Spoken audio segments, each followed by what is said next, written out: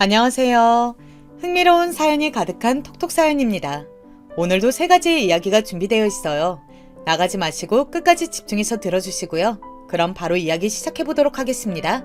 저는 톡톡 사연 한이입니다.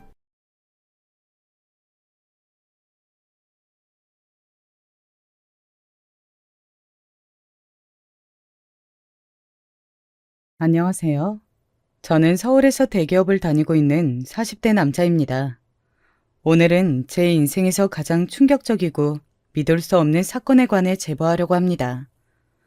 도대체 있을 수 있는 일인가 하루에도 몇 번씩 머리에 떠오르더라고요. 그래도 지금은 다 진정이 된 상태라 겨우 용기 내어 제보하게 되었습니다.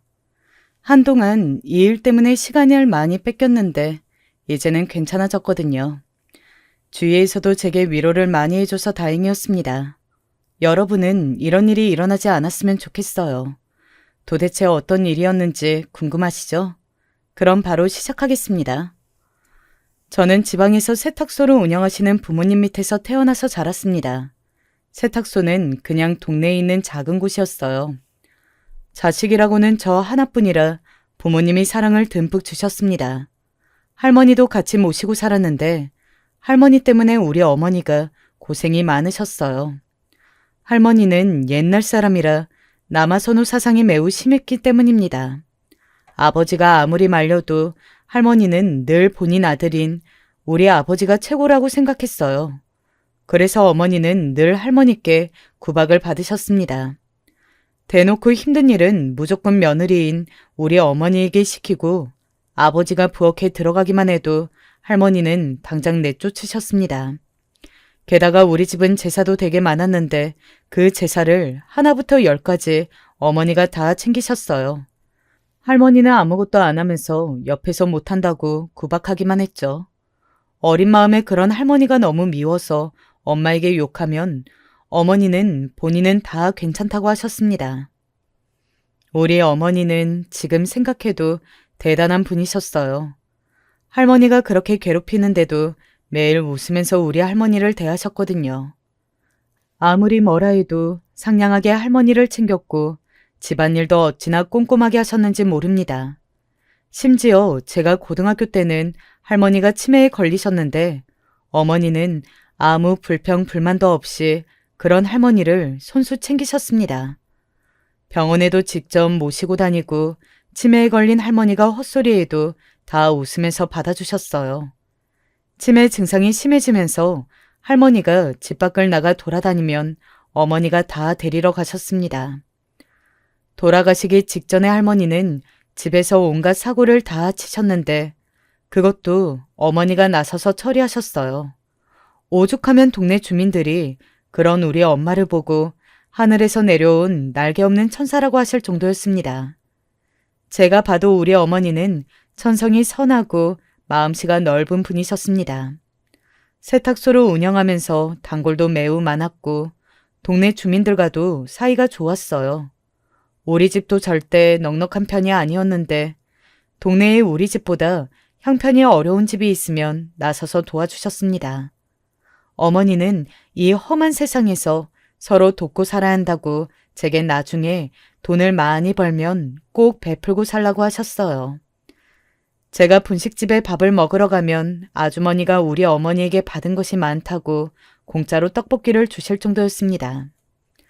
할머니가 돌아가시고 저는 대학생이 되었습니다. 아버지와 어머니는 제가 공부를 열심히 해서 서울에 있는 대학에 입학하자 눈물을 흘리며 좋아하셨어요. 그리고 하나밖에 없는 외동아들이 걱정되어 서울도 자주 오셨습니다. 저는 그런 부모님에게 효도하려고 대학생 때도 쉴 틈 없이 공부해서 늘 장학금을 받았어요. 우리 부모님이 어떻게 일해서 돈을 버는지 아니까 최대한 도와드리고 싶었습니다. 그렇게 4년 내내 장학금을 받으며 우수학생으로 졸업한 저는 바로 대기업에 들어가게 되었어요. 원래 제 성격도 무던한 편이고 하나 목표를 잡으면 무조건 해내는 성격이라 가능했습니다. 대기업에 입사하게 됐다는 소리를 듣고 부모님은 이제 죽어도 여한이 없다고 하셨어요. 저는 어릴 때 가난하게 자랐어도 한 번도 부모님을 원망했던 적이 없습니다. 우리 부모님은 항상 서로를 존경했고 아들인 저를 최우선으로 생각하셨거든요. 그래서 결혼해서 가정이 생기면 저도 우리 부모님처럼 서로 의지하고 자식을 사랑하는 삶을 살고 싶었습니다. 엄마, 아빠, 여기 수정 씨가 제가 말했던 여자친구예요. 같은 회사에 다니고 있고 결혼하고 싶어서 부모님께 보여드리려고 데려왔어요. 제가 말했던 대로 예쁘죠? 어머, 이렇게 참하고 예쁜 아가씨가 내 며느리가 된단 말이야? 세상에, 오래 살고 볼 일이다. 아들, 너무 축하해. 엄마는 우리 아들이 고른 아가씨라면 무조건 찬성이야. 딱 봐도 착해 보여서 다행이네. 저는 입사하고 같은 회사에서 아내를 만나게 되었어요. 아내는 격리로 일하던 사람이었는데 저보다 2살 어린 여자였습니다. 상냥하고 예쁜 얼굴에 반해서 제가 먼저 들이대서 사귀게 되었어요. 사귀면서 알게 됐는데 아내의 집안은 매우 가정 형편이 어려웠습니다. 본인이 거의 가장처럼 살고 있다고 하더라고요. 어렸을 때 어렵게 살았던 게 비슷해서 우리는 빠른 기간 안에 친해질 수 있었습니다. 3년의 연애 끝에 저는 결혼하게 됐고 우리 부모님은 아내를 너무 좋아하셨어요. 다행히 처가에서도 저를 마음에 들어 하셨습니다. 결혼 자체는 아무 문제 없이 진행되었고 아내와 저는 다툼도 하지 않았어요. 한 가지 특이사항이 있었다면 우리 부모님이 평생 살던 고향을 떠나 제 옆으로 오시게 되셨습니다. 대학도 서울로 보냈는데 결혼까지 서울에서 하니까 아들의 얼굴을 보는 게 힘들어서 내린 결정이셨어요.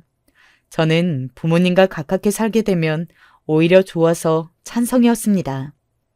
마침 부모님이 늙으면서 아픈 곳이 많았기 때문에 의료시설이 많은 서울로 모시고 싶기도 했거든요. 결혼하고 아내와 저는 바로 아이를 가지는 것을 목표로 했습니다. 저도 아내도 행복한 가정을 가지는 것이 꿈이었거든요. 그런데 생각처럼 임신이 쉽게 되지 않더라고요. 병원에 가서 검사도 했는데 병원에서는 또 의외로 우리 부부에게 문제가 없다고 했습니다. 아직 나이가 젊으니까 기다려보라는 말뿐이었죠. 아내는 결혼하고 회사를 그만두고 집에 있었는데 심심하고 무료하다고 하는 날이 많았습니다. 그래서 장모님과 바람이라도 쐬라고 제가 직접 운전해서 주말마다 여행도 다니곤 했어요. 우리 어머니는 아내를 위해 전국에서 유명하다는 한의원에 가서 몸에 좋은 한약도 지어주셨습니다. 평생 무당이니 점집이니 이런 관심도 없으셨던 분이 산골짜기에 있는 무당집에 가서 돈을 쓰고 부족도 만들어 오셨어요. 이런 식으로 아이를 가지는 것을 여러 번 시도하자 마침내 아내는 임신에 성공했습니다. 그런데 병원에 갔더니 아내가 쌍둥이를 가졌다고 하더라고요. 여보, 나 힘들어. 쌍둥이가 배 안에 있으니까 2배로 힘들다고. 내가 얼마나 힘든지 알아? 나는 이제 그냥 가만히 누워있어도 숨 쉬는 게 힘들어. 집안일을 못하겠어. 당신이 좀 해봐. 아내는 임신하고 짜증을 정말 많이 냈었습니다. 저는 당연히 그런 아내의 옆에서 기분을 풀어주려고 노력했어요. 그때 회사에서 일이 많았을 때고 또 승진을 앞두고 있어서 스트레스가 많았지만 절대 아내에게 티를 냈던 적은 없습니다. 퇴근하고 또 주말마다 아내를 데리고 좋은 곳에 데려갔습니다. 드디어 아내가 출산하자 저는 우리 어머니에게 부탁해서 집에 와달라고 했어요. 어머니가 먼저 제게 아내가 힘들 테니 집안일을 도와주신다고 하셨거든요. 아내에게 물어봤더니 아내도 흔쾌히 그러라고 해서 어머니가 힘든 아내를 위해 매일 집에 오셨습니다. 참고로 우리 어머니는 시집살이를 객관적으로 시키지 않았어요. 본인이 시어머니인 우리 할머니에게 시집살이를 심하게 당해서 절대 며느리에게 부담 주지 않으려는 것이 강했고 무엇보다 천성이 누구를 괴롭힐 수 있는 분이 아닙니다. 그래서 명절에도 아내는 딱 당일 아침에만 와서 부모님 얼굴을 보고 바로 친정으로 향했어요. 우리 부모님을 보는 시간과 처가에 가는 시간이 눈에 보이게 차이가 났지만 그럴 때마다 우리 어머니는 본인이 나서서 괜찮다고 하셨습니다. 결혼하고 첫 양가 생신 때도 사건이 하나 발생하긴 했어요. 장모님의 생신 때는 제가 식당을 예약하라 해서 했더니 우리 어머니 생신 때는 아무 말이 없더라고요. 제가 결국 나서서 챙기긴 했지만 약간 서운한 마음에 싸운 적도 있었습니다. 나중에 이 싸움을 알게 된 어머니는 제게 오히려 뭐라 하셨어요. 예, 아들, 엄마는 진짜 안 챙겨줘도 괜찮아. 그러니까 이런 걸로 며느리랑 싸우지 마, 응? 엄마는 그저 너희가 둘이 서로 의지하고 행복하게 살면 그걸로 만족해. 엄마 아빠처럼 싸우지 말고 서로가 서로의 편이 되어 살아. 알겠어요. 나는 그냥 너무 비교되니까 섭섭해서 그랬던 거지. 엄마가 괜찮다면 나도 더 이런 걸로 화를 안 낼게. 처음이라 뭘 몰라서 그랬나 봐. 아무튼 우리 어머니가 집에 와서 아내의 조리도 해주고 집안일을 해줬는데 그때 얼마나 감사했는지 몰라요. 사실 우리 아내는 집안일을 제대로 하지 않았거든요. 아이가 없을 때도 청소나 빨래, 요리도 하루라도 제대로 했던 날이 없었습니다. 제가 출근할 때 보았던 과자 봉지가 퇴근하고 와도 그대로 있었거든요. 아침밥을 차려준 적도 없었고 저녁에 퇴근하고 오면 배고프다고 오히려 제게 외식하러 나가자고 했습니다. 저는 이런 아내에게 한 번도 뭐라 했던 적은 없어요. 어머니가 절대 아내에게 집안일로 눈치 주지 말라고 키우셨거든요. 그냥 이것도 아내의 성격이라고 생각하고 제가 나서서 요리도 하고 청소도 하고는 했습니다.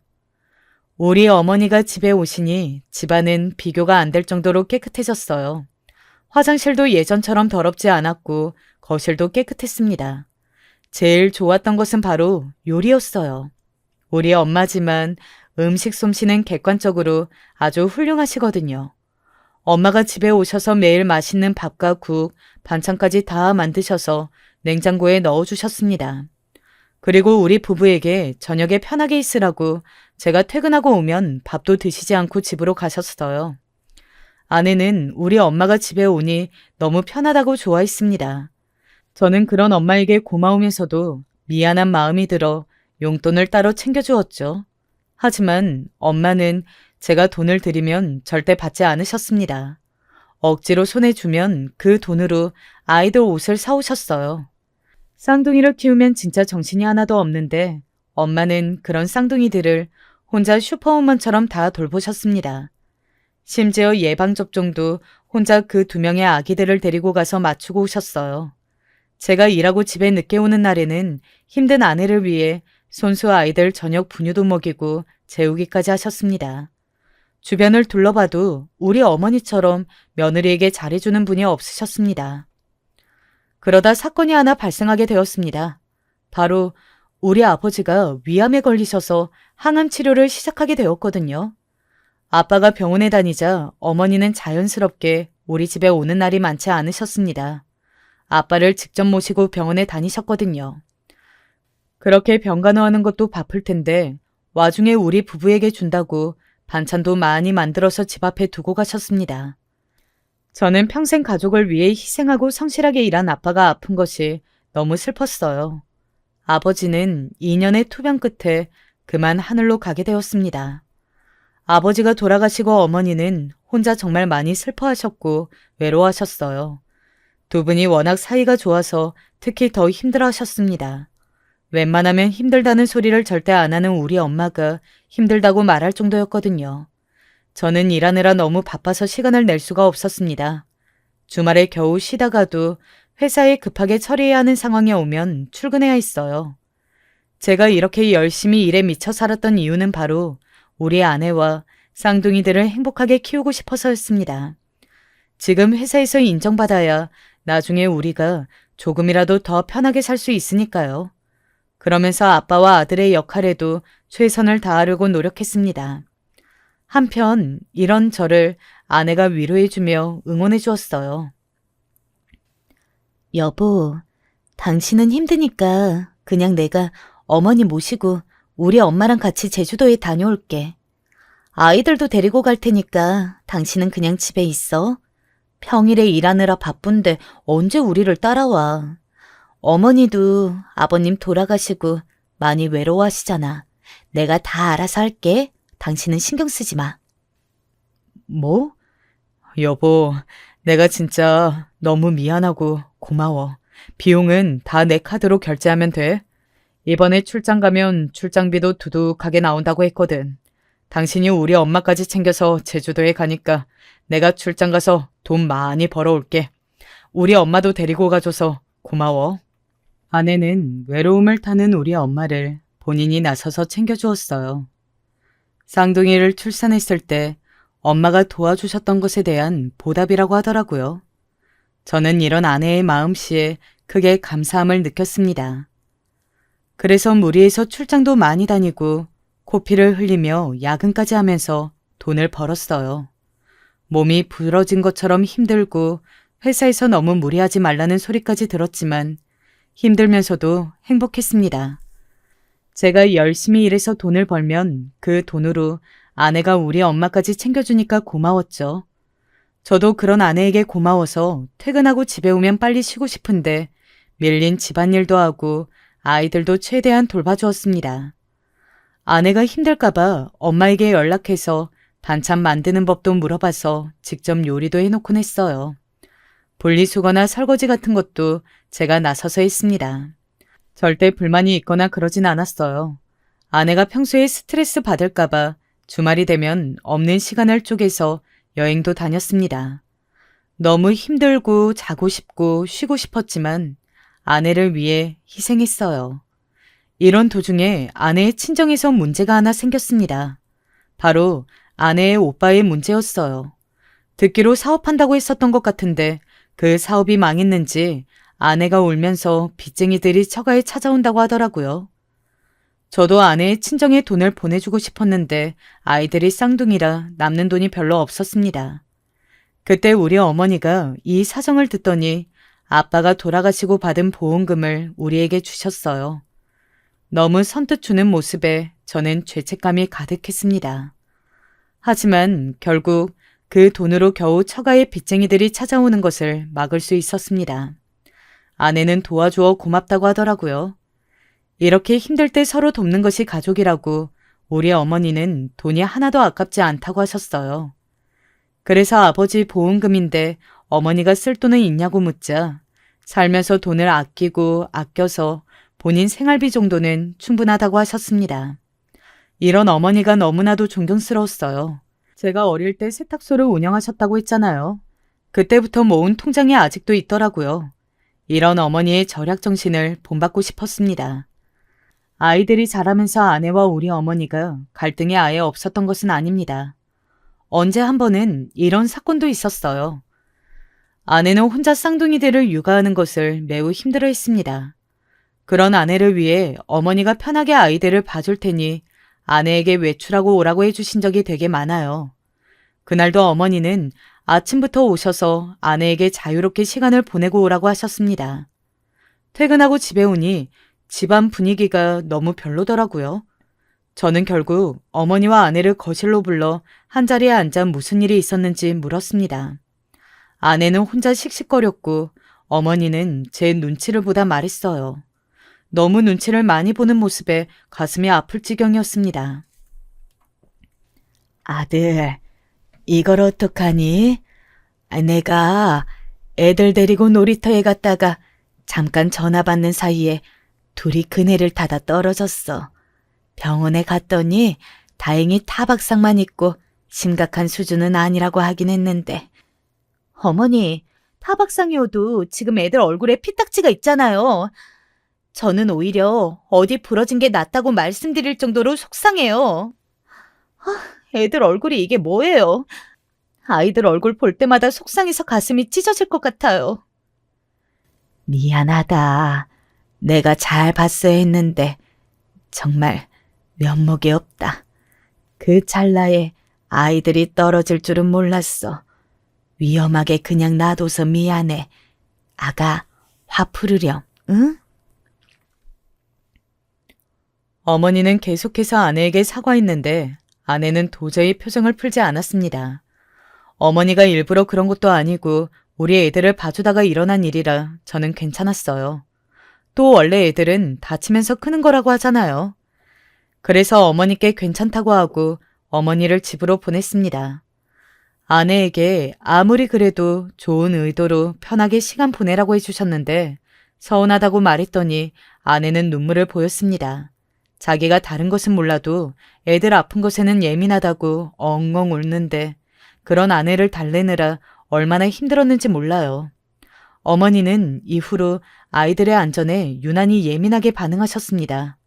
공원에 가도 아이들이 다치지 않을까 걱정되어 절대 손을 놓지 않으셨죠. 얼굴에 상처가 났다고 약국에 가서 밴드랑 연고도 계속 가져다 주셨어요. 원래 아이들은 회복력이 뛰어나서 금방 괜찮아졌습니다. 진짜 병원에서 말한 것처럼 단순한 타박상이라 몸에 이상이 있는 것도 아니었고 정작 아이들도 그네를 그 이후에는 열심히 탔어요. 그냥 아이들을 키우다 보면 생기는 흔한 일상이었습니다. 그런데 아내는 이 사건 이후로 우리 어머니가 아이들을 봐주신다고 하면 거절하더라고요. 말로는 이 사건 때문이 아니고 그냥 본인이 충분히 볼 수 있어서 그렇다고 하는데 제가 볼 때는 이 사건 때문이었습니다. 왜냐하면 그 이후로 엄마네 집에 갈 때도 아내는 표정이 좋지 않았거든요. 제가 몇 번이고 아내에게 좋게 대화하려고 해도 이미 아내는 마음의 문을 약간 닫은 것 같았습니다. 속상해서 회사 선배를 붙잡고 하소연하기도 했었어요. 그러자 선배는 그것도 시간이 지나면 해결해 준다고 그래도 이 정도는 양호한 편이라고 하더라고요. 선배의 말대로 시간이 흐르면서 조금씩 아내도 마음이 풀렸는데 그래도 생각보다 중간 역할을 하는 것이 굉장히 힘들더라고요. 어머니와 아내의 갈등이 절정이었던 때는 바로 아이들이 학교에 들어갔을 때 발생했습니다. 아내는 친정 식구들과 여행 간다길래 우리 어머니가 아이들을 봐준다고 하셨어요. 처음에는 아내도 걱정하다가 이내 본인이 편하게 가고 싶은지 우리 어머니께 아이들을 맡겼습니다. 그런데 3박 4일 여행 기간 내내 아무 문제 없이 멀쩡하다가 마지막 날에 아내가 돌아오기 몇 시간 전에 사건이 발생했어요. 회사에서 일하면서 있는데 전화가 걸려 받았더니 어머니였습니다. 아이고, 아들, 내가 일을 어떻게 하면 좋니? 내가 아이들에게 먹이려고 고기를 사서 먹였거든? 그런데 그 고기에 문제가 있었나 봐. 아이들이 토하고 난리 나서 데리고 병원에 왔어. 의사 말로는 식중독 같대. 요즘 문제가 많다고 하더라. 혹시 퇴근하고 바로 올 수 있어? 엄마, 지금 바로 갈게요. 조금만 기다려. 아내한테 연락 오면 받지 말아요. 내가 알아서 설명할 테니까. 알겠죠? 애들은 괜찮아요? 아빠가 오고 있다고 말씀해 주세요. 저는 회사에 있다가 어머니의 말을 듣고 바로 병원으로 달려갔습니다. 아내에게 연락이 오길래 밤에 데리러 간다고 하고 일부러 사실을 알리지 않았어요. 병원에서는 요즘 식중독이 유행이라고 이틀만 입원해서 상황을 지켜보자고 하더라고요. 결국 아내에게 저는 사실을 알렸습니다. 그리고 아내는 병원에서 우리 어머니께 소리를 지르더라고요. 처음에는 속상해서 그럴 수도 있다고 생각했는데 보면 볼수록 우리 어머니가 고의로 그런 것이 아닌데 아내의 태도가 너무 서운했어요. 그래서 아내에게 그만하라고 했더니 아내가 제게 그러고도 제가 애들 아빠냐고 하더라고요. 그런 뜻으로 말한 것이 아닌데 아내는 바로 짐을 싸서 친정으로 가버렸습니다. 이 광경을 지켜본 어머니는 무조건 당신 잘못이라고 눈물을 보이셨어요. 하지만 나중에 알아낸 사실로는 어머니의 잘못이라기보다는 고기를 판 정육점의 문제였습니다. 고기 상태가 이상하다는 것을 알면서도 팔았다고 하더라고요. 일단 저는 아내에게 미안하다고 사과했지만 사실 미안하지 않았습니다. 우리 어머니 덕분에 편하게 여행했으면서 고의도 아닌 어머니께 너무하다는 생각이 들었죠. 어머니는 무조건 당신의 잘못이라고 제게 말했어요. 본인이 조금 더 자세하게 살폈어야 했다고 했습니다. 하지만 썩은 고기를 판 가게의 잘못이지 어머니의 잘못이 아니라는 생각이 들더라고요. 저는 친정으로 간 아내를 얼마나 설득했는지 모릅니다. 한서봐, 나는 자네에게 너무 서운해. 사돈이 그럴 수도 있다고 생각은 하지만 그렇다고 자네가 우리 애한테 그러면 되나? 원래 엄마는 자식 새끼들이 아프면 속이 얼마나 상하는지 알아? 나는 우리 딸이 저렇게 서럽게 우는 것을 본 적이 없어. 죄송합니다. 저도 아내에게 크게 뭐라 할 생각은 없었어요. 여보, 애들도 퇴원해서 집으로 왔어. 그러니까 나랑 집에 가자. 내가 미안해. 장모님, 장인어른, 제가 죄송합니다. 다시는 이런 일 없도록 할게요. 애들이 퇴원하고도 아내는 친정에서 올 생각을 하지 않더라고요. 결국 제가 처가에 가서 장모님께 혼나면서 아내를 데리고 왔습니다. 장모님은 제게 서운하다고 하셨어요. 장인어른은 제 얼굴을 쳐다도 보지 않더라고요. 그렇게 어르고 달래서 아내를 데리고 왔습니다. 그리고 바로 다음 주에 우리 어머니의 생신이었는데 아내는 참석하지 않겠다고 하더라고요. 그러면서 아이들이 어떻게 될지 모르니 저보고 혼자 어머니의 생신을 축하하고 오라고 했습니다. 그래서 이때도 또 부부싸움을 하게 되었어요. 저는 그래도 도리는 지켜야 하지 않겠냐고 하고 아내는 갔다가 또 우리 아이들이 다치면 어떡하냐 말했습니다. 도저히 말이 통하지 않아 너무 괴로웠어요. 저는 개인적으로 술과 담배를 좋아하지 않는데 이때 너무 스트레스를 많이 받아서 소주도 그렇게 마시고 담배도 피웠습니다. 주변에 말했는데 주변에서는 아내가 너무하다고 하더라고요. 저 역시도 아내에게 너무 서운했습니다. 저는 그동안 아내가 친정 식구들과 여행을 가면 재밌게 다녀오라고 제가 여행 비용도 다 내고 용돈도 줬거든요. 결국 그때 우리 어머니의 생신은 저 혼자 가게 되었습니다. 어머니는 아내가 아이들과 일부러 안 온 것을 알면서도 아내와 아이들 걱정을 하셨어요. 본인 때문에 일어난 일이라고 생일인데도 환하게 웃지 못하셨습니다. 그 모습을 보면서 저는 너무 가슴이 아팠어요. 집에 와서 아내에게 몇 번이나 대화 시도를 했지만 아내는 달라지지 않았습니다. 제가 평생 그럼 어머니를 안 보고 살 거냐고 했더니 자기를 나쁜 사람으로 만든다고 오히려 화를 내더라고요. 이러다가 아내가 우리 어머니에게 다시 잘하게 된 사건이 있었어요. 그건 바로 또 아내의 친정 오빠 문제였습니다. 형님이 어디 술자리에 갔다가 싸움이 나서 소송이 걸렸다고 하더라고요. 상대방 측에서 합의금을 요구했는데 당장 돈이 없었습니다. 저도 여기저기 알아보면서 구하려고 했는데 하필 그때가 돈이 없었어요. 아이들이 학교에 다니고 있어서 들어가는 돈도 많아 오죽하면 우리 부부는 아이들의 학원을 끊으려고 하기도 했습니다. 이때 처가는 당연히 저한테 시도 때도 없이 전화를 걸어 돈을 요구했어요. 장모님과 장인어른은 직업이 없었기 때문에 아무리 털어도 돈이 나오지 않았습니다. 아내는 제게 울면서 숨긴 돈도 없냐고 하더라고요. 주식이나 다른 곳에 넣어둔 돈은 없는지 계속해서 물었습니다. 그런데 저는 정말로 돈이 없었어요. 늘 항상 월급을 받으면 1원도 남기지 않고 아내에게 송금했거든요. 이것은 아예 계좌 내역을 보면 알 수 있는 내용이었습니다. 하지만 아내는 믿지 않았어요. 여보, 남들은 비상금이 있다고 하던데 당신 진짜로 없어? 응? 어떡해. 우리 오빠 저대로 그럼 교도소에 들어가야 한단 말이야? 우리 엄마 그러면 쓰러져. 안 그래도 지병 있는 거 알잖아. 어떡해. 나 너무 속상해. 여보, 나도 친구들한테 그리고 회사 선배들한테도 물어보고 있어.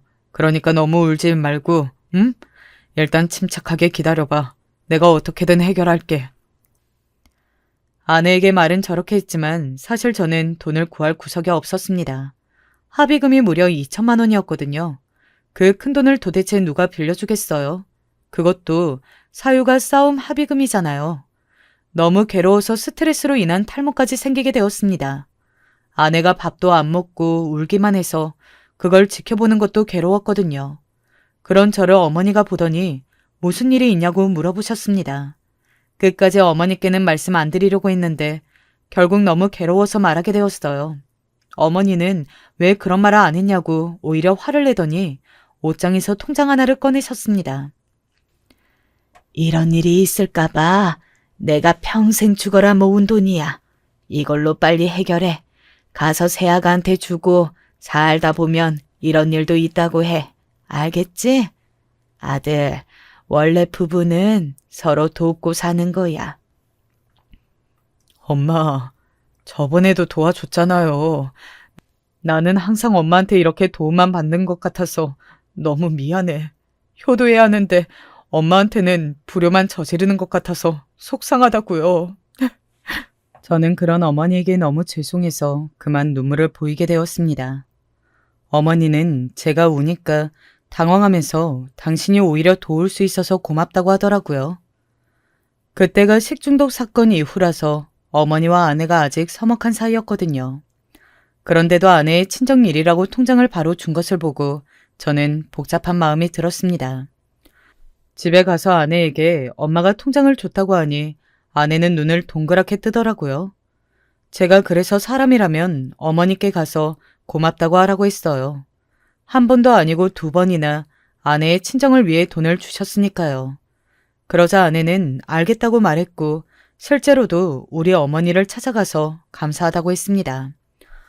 어머니는 그런 아내를 따뜻하게 안아주며 살다 보면 이런 일도 있는 거라고 말씀하셨죠. 이후로는 아내도 어머니에게 잘하기 시작했습니다. 아이들도 데려가서 보여주고 어머니에게 다시 살갑게 하더라고요. 아무래도 도움받은 것이 있으니 아내도 사람이라 고마움을 느꼈을 거예요. 다행히 형님은 합의금을 받고 합의하더니 교도소에 가지 않아도 되었습니다. 장인어른이 이때 처음으로 제게 고맙다고 말씀하셨어요. 저는 다시는 이런 일이 안 생겼으면 좋겠다고 말했습니다. 그 말은 진짜 진심이었어요. 항상 처가 쪽에서만 돈으로 문제가 발생했으니까요. 그것도 늘 돈으로 문제가 생기니 저는 이런 일이 계속된다면 너무 견디기 힘들 것 같았습니다. 아내의 집안이 문제가 있는 것은 결혼 전에 어느 정도 눈치를 챘었지만 이 정도일 거라고는 생각하지 않았거든요. 이제 아이들이 크면서 들어가는 돈도 많아서 더 걱정이었죠. 물론 제가 아내에게 가장 고마움을 느꼈던 사건도 있었습니다. 그건 바로 우리 어머니가 병원에 입원하셨을 때가 있어요. 추운 겨울이었고 눈이 펑펑 내린 다음 날이었습니다. 겨울만 되면 우리 쌍둥이들이 감기에 걸렸거든요. 그때도 감기에 걸린 우리 아이들을 위해 어머니는 시장에 가서 유자차를 사려고 하셨대요. 그런데 그날 너무 눈이 많이 내려서 인도가 꽁꽁 언 상태였습니다. 어머니가 그만 발이 미끄러져서 심하게 구르게 되었다고 하더라고요. 응급실에서 연락이 왔는데 제가 일하느라 바빠 아내가 대신 가게 되었습니다. 속으로 내심 걱정했는데 아내 덕분에 한시름 놓을 수 있었어요. 아내는 어차피 집에 있는 것이 심심했다고 본인이 가겠다고 적극적으로 말했어요. 한편 어머니는 생각보다 아주 크게 다치게 되었습니다. 넘어지면서 허리랑 발목이 완전히 금이 갔다고 하더라고요. 특히 허리가 너무 다쳐서 태어나고도 한동안 움직일 수 없다고 했습니다.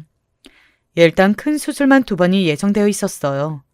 의사는 이렇게 노인들이 다치면 회복이 어려울 수 있다고 간호를 옆에서 정성껏 하라는 말을 했습니다. 이 말을 들으니 어머니의 간호를 아내가 나서서 한다길래 저는 얼마나 감사했는지 몰라요. 아내에게 고맙다고 하니 아내는 가족이니까 당연하다고 말했습니다. 저는 이렇게 아내와 제가 서로 우리 부모님처럼 힘들 때 도우면서 평생 살 줄 알았어요. 이런 게 바로 가족이구나 느꼈습니다. 여보, 내일 엄마 수술하는 날이지? 그래도 의사가 말하길 생각보다 괜찮다고 하더라. 그래서 예상보다 빨리 퇴원할 수 있을 것 같아. 이게 다 당신 덕분이야. 당신이 옆에서 열심히 간호하니까 엄마가 빨리 나을 수 있었어. 고마워. 가족이니까 이 정도는 당연히 할 수 있지. 여보, 어머님 퇴원하시면 내가 시댁에 매일 방문할게. 그러니까 요양보호사 쓰지 마. 알겠지? 그나저나 요즘 애들 학원비가 많이 비싸더라. 어머니 병원비 내고 학원비 내려니까 돈이 너무 부족해. 그래?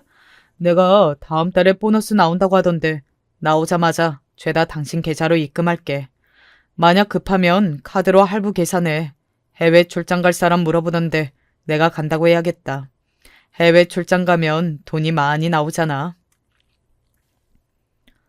저는 아내가 어머니도 돌봐주고 아이들도 키우는 게 너무 대단했어요. 그래서 회사에서 그렇게 기피하는 업무를 도맡아서 했습니다. 우리 회사는 해외 출장을 다들 안 좋아하는 분위기거든요. 가서 하는 일도 많고 갔다 와서 보고해야 하는 일도 산더미라서요. 그래서 회사에서 해외 출장을 가면 수당을 많이 주고는 했습니다. 어머니가 입원하신 뒤로 저는 매달 출장을 빠짐없이 가게 되었어요. 코피도 계속해서 흘렸고 몸이 너무 아파 열이 펄펄 끓는데도 출근했습니다. 그 모습을 보고 우리 팀 상사가 제발 쉬고 오라고 병원에 억지로 데려가서 수액을 부탁할 정도였어요. 하지만 저는 몸이 힘들어도 버틸 수밖에 없었습니다. 어머니도 그렇지만 아내가 힘들게 쌍둥이를 키우는 게 얼마나 힘들겠어요. 거기다 우리 어머니 병간호까지 해주는 것을 보면 제가 힘든 것은 아무것도 아니라고 생각했습니다. 그래서 원래 월급을 받으면 죄다 아내에게 이체하고 저는 용돈을 받았었는데 용돈도 자발적으로 줄였어요. 불필요한 회식도 하지 않았고 친구들이 만나자고 해도 만나지 않았습니다. 술자리에 나가면 돈이 금방 깨지니까요. 돈을 어떻게든 아끼려고 심지어 저녁은 먹지 않았습니다. 그래서 살이 너무 많이 빠졌어요. 교통비까지 아끼려고 걸어 다녔거든요. 기름값이 너무 비싸서 차라리 제가 1시간을 걸어 출근하는 것이 나았습니다. 취미생활을 당연히 하지 않았습니다. 당장 이런 100원도 아껴야 하는 상황이었죠. 어머니의 수술은 다행히 생각보다 잘 되었어요. 아내의 간호 덕분인지 어머니는 이른 시기에 퇴원하며 집으로 가게 되었습니다. 어머니는 그래도 완벽하게 회복한 것이 아니라서 몸이 좋지 않아 제가 퇴근하고 가면 항상 잠든 상태였어요. 아내는 항상 제가 어머니의 집에 가면 금방 잠들었으니 절대 깨우지 말라고 했습니다. 고온이 잠든 어머니의 모습을 보며 저는 손만 잡고 지켜보았습니다. 아내가 어머니를 그냥 보기만 하라고 했거든요. 그래서 저는 어머니가 퇴원하고 제정신인 어머니를 잘 볼 수가 없었어요. 주말이 아니면 평일에는 항상 잠든 상태로 저를 기다렸거든요. 주말에도 가면 어머니는 밤에 잠을 못 주무시는지 꾸벅꾸벅 졸고 있었습니다. 마치 수면제를 먹은 사람처럼요. 어머니의 목소리라도 듣고 싶었던 저는 회사에서 일하다 전화를 걸기도 했습니다. 그런데 어느 순간부터 어머니에게 전화를 걸어도 아내가 대신 받더라고요. 응? 여보, 뭐야? 무슨 일 있어? 어머니 지금 잠들어서 내가 대신 전화 받았어. 아침에 밥 먹고 밖에 잠깐 산책하러 갔다가 지금 들어왔거든. 어머니가 몸이 괜찮은지 그래도 밥을 다 드시더라. 당신 무슨 할 말이 있으면 나한테 말해. 내가 전해줄게. 아니야. 엄마 목소리 듣고 싶어서 그랬던 건데 잘 지내고 있다니까 다행이다. 특별히 전할 말은 없었어. 당신이 고생이 너무 많다. 항상 고마워. 사랑해. 이따 저녁에 보자. 아내는 어머니를 뵈러 갈 때마다 사진을 찍어서 보내주었어요. 어머니가 잠깐 밖에 나갔을 때랑 병원에 갔을 때, 그리고 먹는 것도 사진을 다 찍어서 제게 전송했습니다. 일하다 사진을 받으면 마음이 참 좋았습니다. 아내에게 너무 고맙고 미안했죠.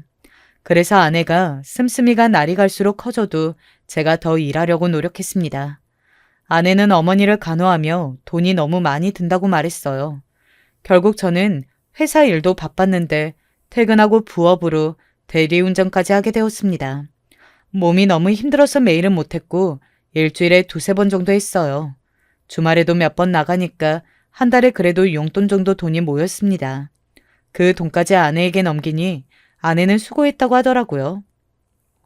아내의 지극정성에 저는 어머니가 그대로 다시 쾌유할 줄 알았습니다. 만약 어머니가 조금이라도 건강해지면 같이 여행이라도 가고 싶었어요. 어머니는 바다를 그렇게 좋아하시는데 서울에 산 이후로는 바다를 잘 볼 수가 없으셨거든요. 그래서 어머니가 만약 걷는 게 불편하지 않으면 꼭 바다를 보러 가고 싶었습니다. 하지만 그럴 수가 없었어요.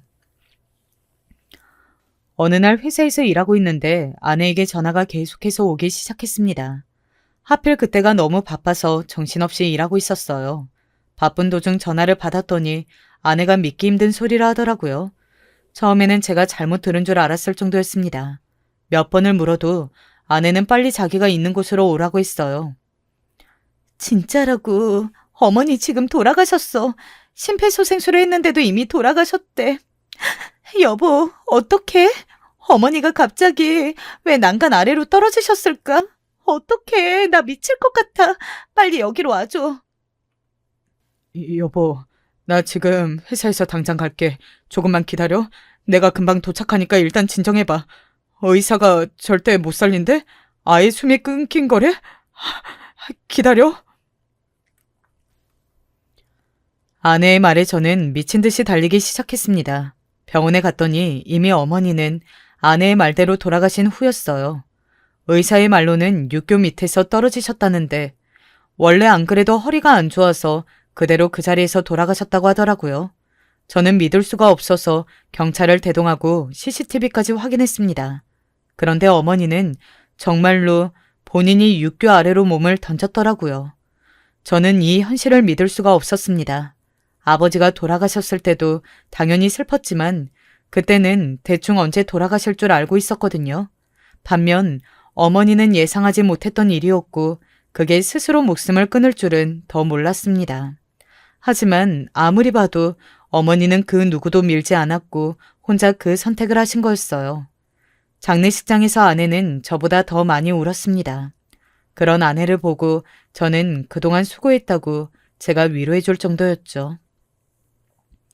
어머니가 돌아가시고 공교롭게도 또 처가에 문제가 발생했어요.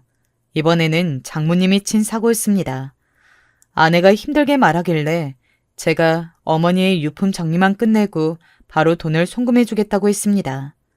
그동안 우리 어머니를 모신 아내에게 그 정도는 당연히 해주고 싶었어요.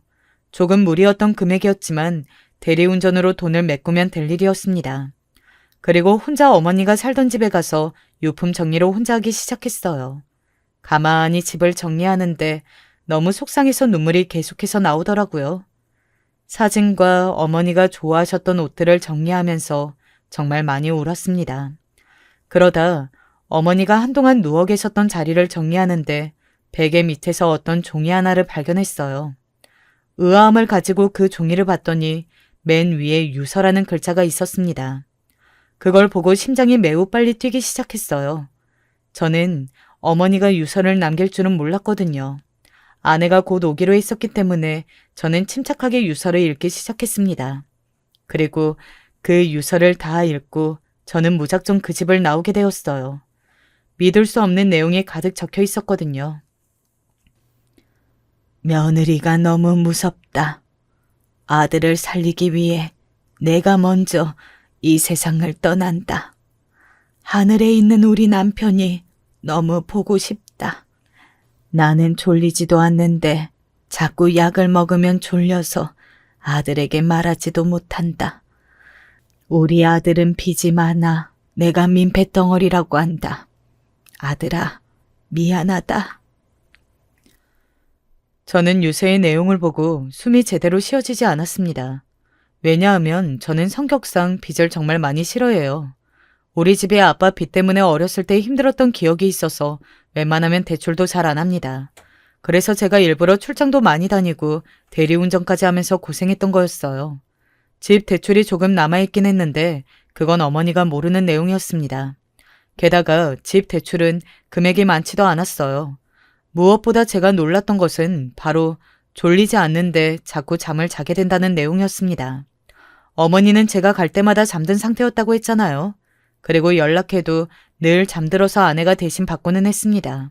그 내용을 보고 저는 순간 머릿속으로 제가 어머니를 조금이라도 더 보고 싶어서 집에 카메라를 설치했던 내용이 떠올랐습니다.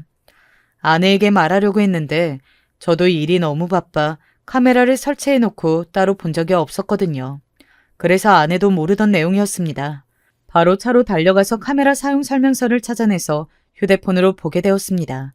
그리고 저는 거기서 충격적인 아내의 모습에 손이 덜덜 떨려서 제대로 볼 수가 없었어요. 제가 알던 아내는 없었고 전혀 다른 사람이 있었습니다. 어머니, 지금 우리 남편이 회사에서 얼마나 힘든지 아세요? 요즘 승진도 못하고 곧 잘릴 것 같아요. 진짜 저는 아기들 아빠만 보면 불쌍해요. 이렇게 어머니한테 드는 돈도 많아서 요즘은 일 끝나고 대리운전도 하더라고요. 저렇게 일하다가 죽을까봐 그게 그렇게 걱정이랍니다. 이게 다 어머니 때문인 거 아시죠? 자, 드세요. 어머니 빨리 나으려면 이 약을 매일 드셔야 해요. 먹기 싫어도 드세요. 저는 아내의 말을 듣고 너무 놀랐어요. 제가 돈을 더 벌려고 대리운전을 했던 것은 맞았습니다. 하지만 회사에서 위치가 불안하거나 그러진 않았어요. 곧 잘릴 위기는 금시초문이었습니다. 저는 회사에서 정말 열심히 일했기 때문에 오히려 능력을 인정받아 승진도 빠르게 했거든요. 단지 그냥 아내가 돈이 매번 부족하다고 난리쳐서 부업을 시작한 거였어요. 순간 저는 머릿속으로 이상한 생각이 들었습니다. 그건 바로 병원비가 얼마인지 저는 모르고 있었어요. 생각해보니 어머니가 입원하고 나서 한 번도 제가 결제한 적이 없더라고요. 늘 아내가 본인이 알아서 한다고 했을 뿐이었죠.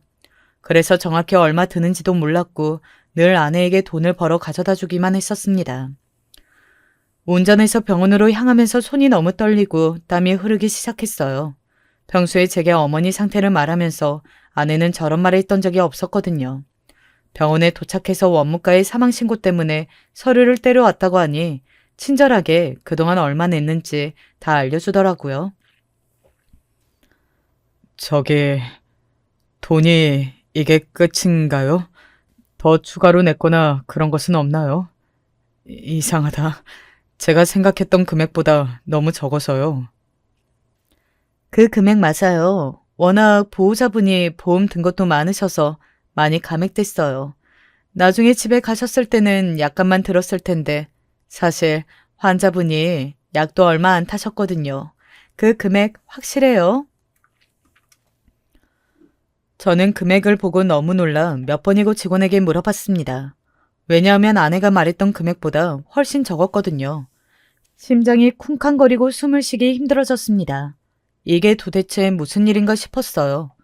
왜 아내가 저런 행동을 했는지 이해할 수 없었습니다. 저는 결국 그대로 집에 가지 않고 변호사 사무실로 방문했어요. 그리고 변호사를 대동해서 경찰서까지 가게 되었습니다. 그 뒤로 참 많은 일이 있었어요. 나중에 알고 봤더니 아내는 고의로 제게 계속 돈이 부족하다고 했습니다. 아이들 학원비가 모자라서 걱정이라고 했는데 막상 학원에 문의하니 우리 애들이 등록조차 한 적이 없다고 하더라고요. 아예 다녔던 적이 없다고 했습니다. 그리고 아이들에게 아내에 관해 묻자 충격적인 소리를 듣게 되었어요. 제가 생각한 아내의 모습과 너무 달랐습니다. 저는 항상 아내가 아이들에 관해 예민해서 아이들을 잘 챙겨주는 줄 알았어요. 그런데 아이들이 말한 아내의 모습은 너무 충격적이었습니다.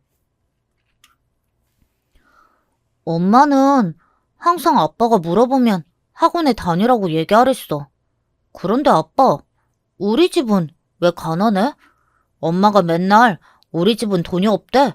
할머니가 죄인이고 우리는 돈이 없어서 남들이 다니는 학원도 못 다니는 거래. 나는 학원은 필요 없으니까 간식을 먹고 싶어. 할머니 집에 가면 항상 우리한테 간식을 사줬는데 엄마는 돈 없다고 안 사줘. 맨날 우리만 보면 돈이 없다고 하잖아. 아빠, 우리 거지야? 그동안 바빠서 야근하느라 집에 늦게 들어갔기 때문에 아이들과 이런 진지한 대화를 나눌 기회가 없었거든요. 아이들의 얘기를 들으니 아내라는 사람 자체가 무서워지기 시작했습니다. 그리고 수사 결과 마침내 아내가 돈을 어디다 썼는지 알게 되었어요. 바로 아내는 매달 제가 돈을 보내면 그대로 친정에 가져다 주고 있었습니다. 알고 봤더니 장모님과 아내의 오빠가 또 도박해서 빚이 생겼더라고요. 그 돈을 갚기 위해 거짓말하며 제게 계속 돈이 부족하다고 했던 거였습니다. 죄 없는 우리 어머니에게는 이게 다 어머니 탓이라고 했던 거였어요. 실체를 알자 저는 참을 수 없는 분노가 차올랐습니다. 그래서 변호사와 함께 이혼 소송을 걸었어요. 그런데 더 웃긴 게 뭔지 아세요? 바로 아내의 태도였습니다. 아내는 끝까지 자기 잘못이 없다고 했거든요. 합의 이혼은 절대 안 된다고 드러눕고 돈을 더 내놓으라고 오히려 난리였습니다. 돈 내놔, 돈 내놓으라고. 그리고 내가 어머니 간호한 노력은 어떡할 건데? 내가 공짜로 했어? 나는 진짜 오히려 돈을 더 받아야 해. 이혼은 해도 돈을 내놓으란 말이야.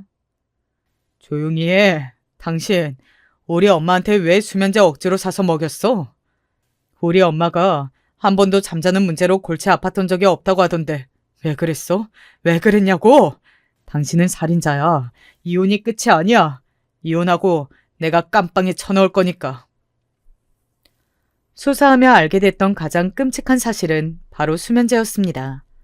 아내는 어머니가 잠이 안 온다는 말을 아내에게 하지도 않았는데 억지로 수면제를 먹였다고 하더라고요.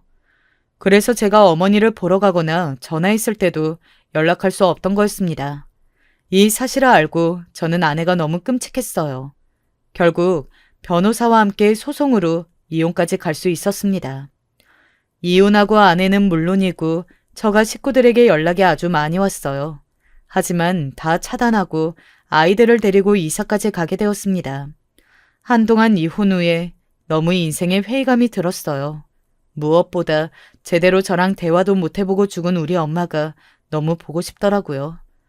꾸준한 상담 끝에 결국 저는 그래도 이겨낼 수 있었습니다. 아내는 어떻게 되었냐고요?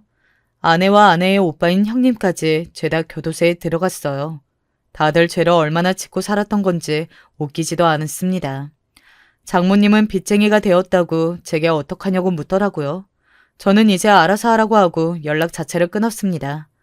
제가 알기로 장모님 앞에 있는 빚만 3억이라고 하더라고요. 도대체 집안이 왜 저러는 건지 지금이라도 인연을 끊어 얼마나 다행인지 모릅니다. 여러분, 여기까지가 제가 준비한 사연인데 어떻게 들으셨나요? 개인적으로 가슴이 아프기도 했지만 몰락하는 처가를 보니 얼마나 통쾌했는지 모릅니다. 우리 어머니가 만약 하늘에서 아버지와 보고 계신다면 이제 마음 놓고 편안한 상태로 있길 진심으로 바랍니다. 여러분, 들어주셔서 진심으로 감사합니다.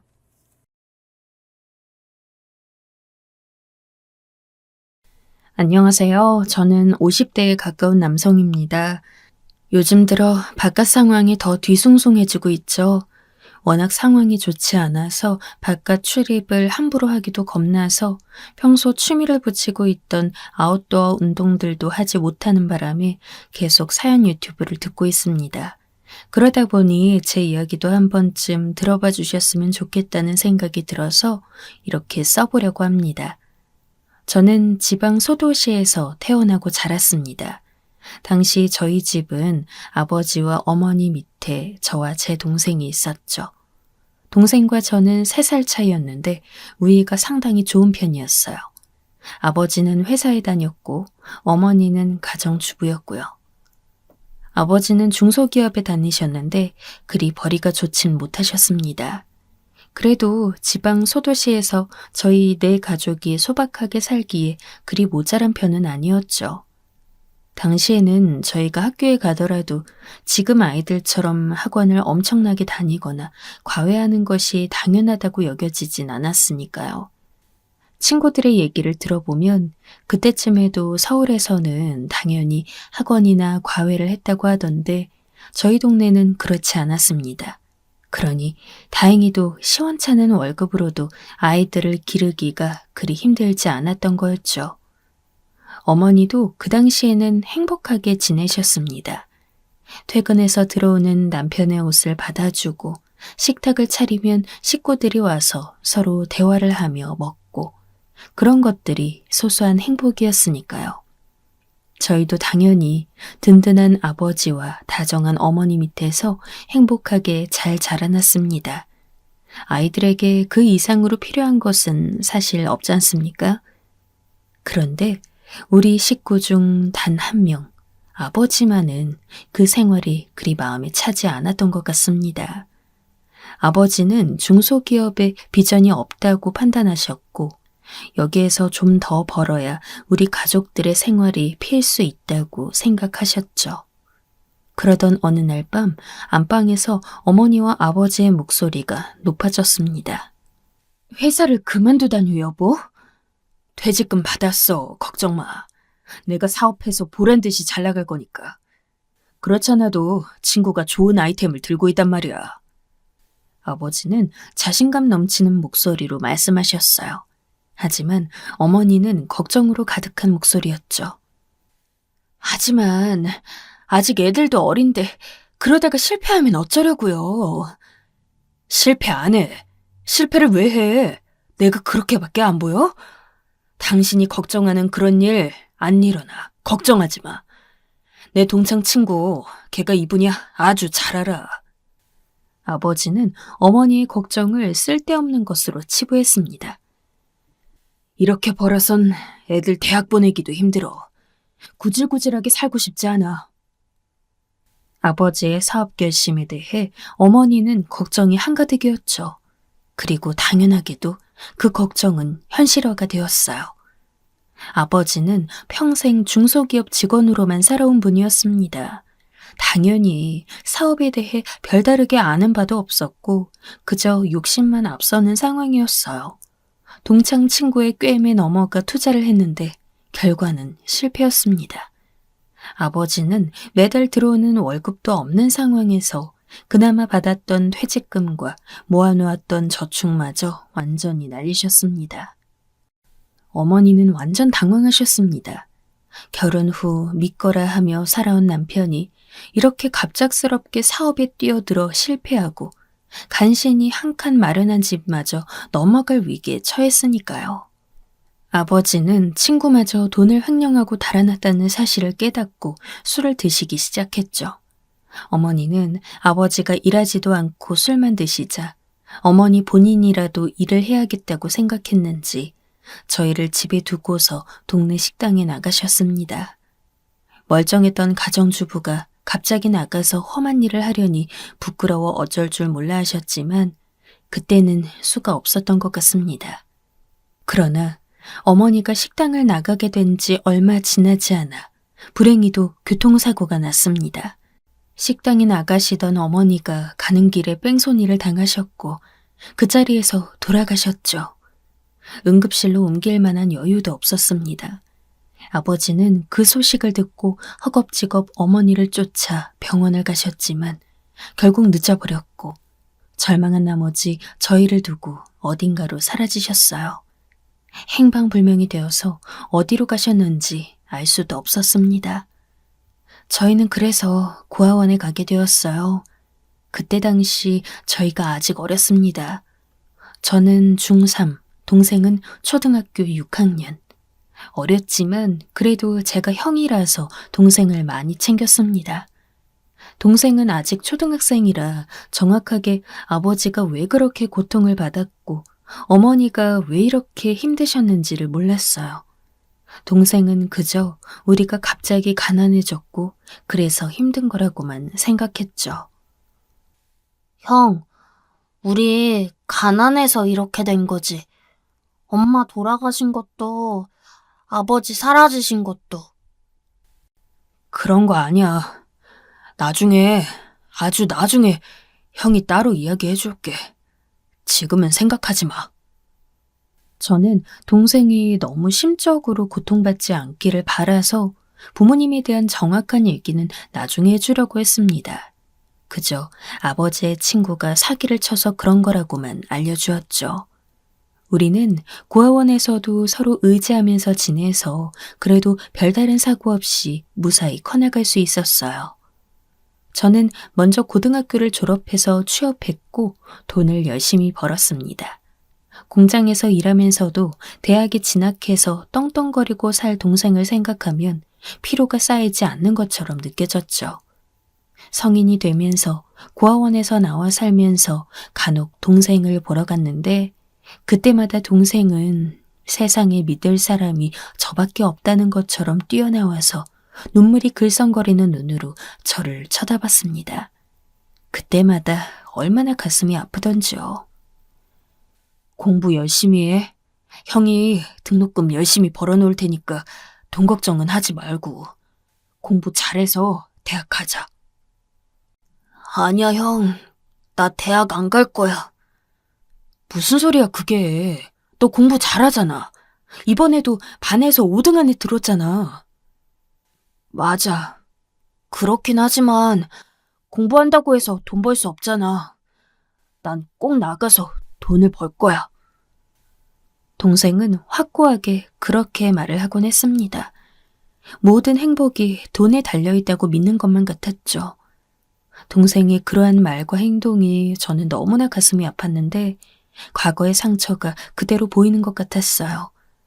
동생이 모자람 없이 자라게 하려고 제가 그렇게 애를 썼지만 저 역시 역부족이었던 것입니다. 동생은 결국 졸업 후 제 바람을 외면한 채로 대학에 진학하지 않았습니다. 공부를 정말 잘해주었는데도 그랬죠. 저는 너무 아쉬웠는데 동생은 일단 취업해서 일을 하면서 돈을 모으겠다고 하더군요. 돈 지금부터 벌더라도 대학 나와야 급여가 더 높아질 거야. 아니, 난 그때까지 안 기다릴 거야, 형. 자본 모아서 사업할 거야. 그래서 성공할 거라고. 저는 그 말을 듣고 움찔했습니다. 동생의 말이 처음 사업을 시작하려던 아버지의 말씀과 너무 비슷하게 들렸기 때문이죠. 물론 저도 그 당시 어려서 아주 명확한 기억은 아니었지만 어렴풋이 기억에 남아 있었습니다. 무슨 소리야? 사업이라니. 사업 같은 소리 하지 마라. 저는 걱정 때문에 저도 모르게 필요보다 좀 더 격하게 반응해버렸어요. 아버지의 그림자가 동생에게도 드리워지는 것 같았기 때문이었죠. 동생은 이상하다는 듯이 저를 보면서 의아하게 말했습니다. 왜? 사업이 뭐 어때서? 아버지가 왜 망하셨는데 돈 더 벌겠다고 멀쩡한 회사 때려치고 나와서 사업하다가 그런 거야. 아버지 친구가 사기쳐서 돈 잃으신 거라고 했잖아. 그것도 맞아. 하지만 처음 시작은 아버지의 사업 욕심 때문이었어. 그러니까 제발 사업하겠다는 말은 하지 마라. 아니야, 형. 사기만 안 당하면 결국 돈 버는 건 사업이야. 동생은 완고했습니다. 저는 일단 제가 다니는 공장에 동생을 추천해서 취업을 시켜주었지만 같은 기숙사에 머물면서도 동생의 고집을 꺾을 수는 없었어요. 그런데 저와 같은 기숙사에 있으면서 공장을 나가는 동안 동생에게는 핑크빛 인연이 찾아왔습니다. 동생은 제법 잘생긴 청년으로 성장해 있었는데 같은 공장에서 일하고 있는 아가씨 하나가 동생한테 호감을 품었던 거죠.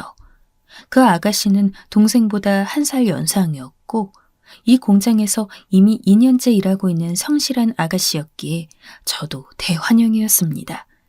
사실 그 아가씨는 상당히 소박하면서도 아름다운 사람이어서 공장 내에서도 그녀에게 호감을 품은 사람이 많았어요. 저도 그 중에 하나였고요. 하지만 다름 아닌 제 동생과의 인연이라면 저는 기꺼이 물러날 수 있었습니다. 그리고 동생이 결혼하면서 안정을 찾아 사업에 대한 욕심을 접을 수 있기를 바랐던 거고요. 두 사람은 감정을 착실하게 키워나갔습니다. 어느덧 20 중반에 이른 두 사람은 어느 정도 돈을 모았고 작은아마 집도 마련할 수 있게 되었죠. 곧 두 사람은 결혼식을 올렸습니다. 공장 사람들 모두가 와서 축복하는 작고도 아름다운 결혼이었죠. 축하한다, 정말. 너 정말 잘 살아야 한다. 재수씨, 네가 꼭 책임져야 하는 거 잊지 말고 책임감 가져라. 물론이야, 형. 형한테 고마워서 정말 어떻게 해야 할지 모르겠어. 여태까지 형이 없었다면 난 살아남지도 못했을 거야. 감사해요, 아주버님. 잘 차려입은 두 사람은 눈물을 머금고 제게 인사를 했습니다. 재수씨 역시 부모님이 안 계셨기에 제가 두 사람의 어른이나 다름이 없는 상황이었죠. 저는 둘이 결혼하여 가정을 이루는 걸 지켜보며 복잡한 심정이 되었습니다. 재수씨는 제가 꿈꾸던 참 이상적인 여성이었지만 그런 생각 따위는 이제 하면 안 되는 것이 되어버렸죠. 재수씨는 아이를 둘이나 낳았습니다. 아들과 딸, 동생과 재수씨를 꼭 닮은 두 아이여서 저는 조카들도 정말 많이 예뻐했습니다. 조카들이 태어날 즈음에는 제가 30이 좀 넘어 있어서 공장에서 일한 지 오래되었기에 자리도 잡았고 능력도 인정받아 관리자로 승진도 한 상태였어요. 그만큼 급여도 많이 받았고 안정된 상황이기도 했습니다. 하지만 저는 영 결혼할 마음이 들지를 않았습니다. 저는 아무래도 가정을 이루는 게 맞지 않는 것 같았고 혼자 사는 생활도 나름대로 좋았거든요. 제가 외로우면 바로 곁에 동생네 집이 있었기에 조카들과 놀거나 동생네 부부와 저녁을 같이 먹으면 되는 일이었습니다. 굳이 결혼할 필요가 뭐가 있겠어.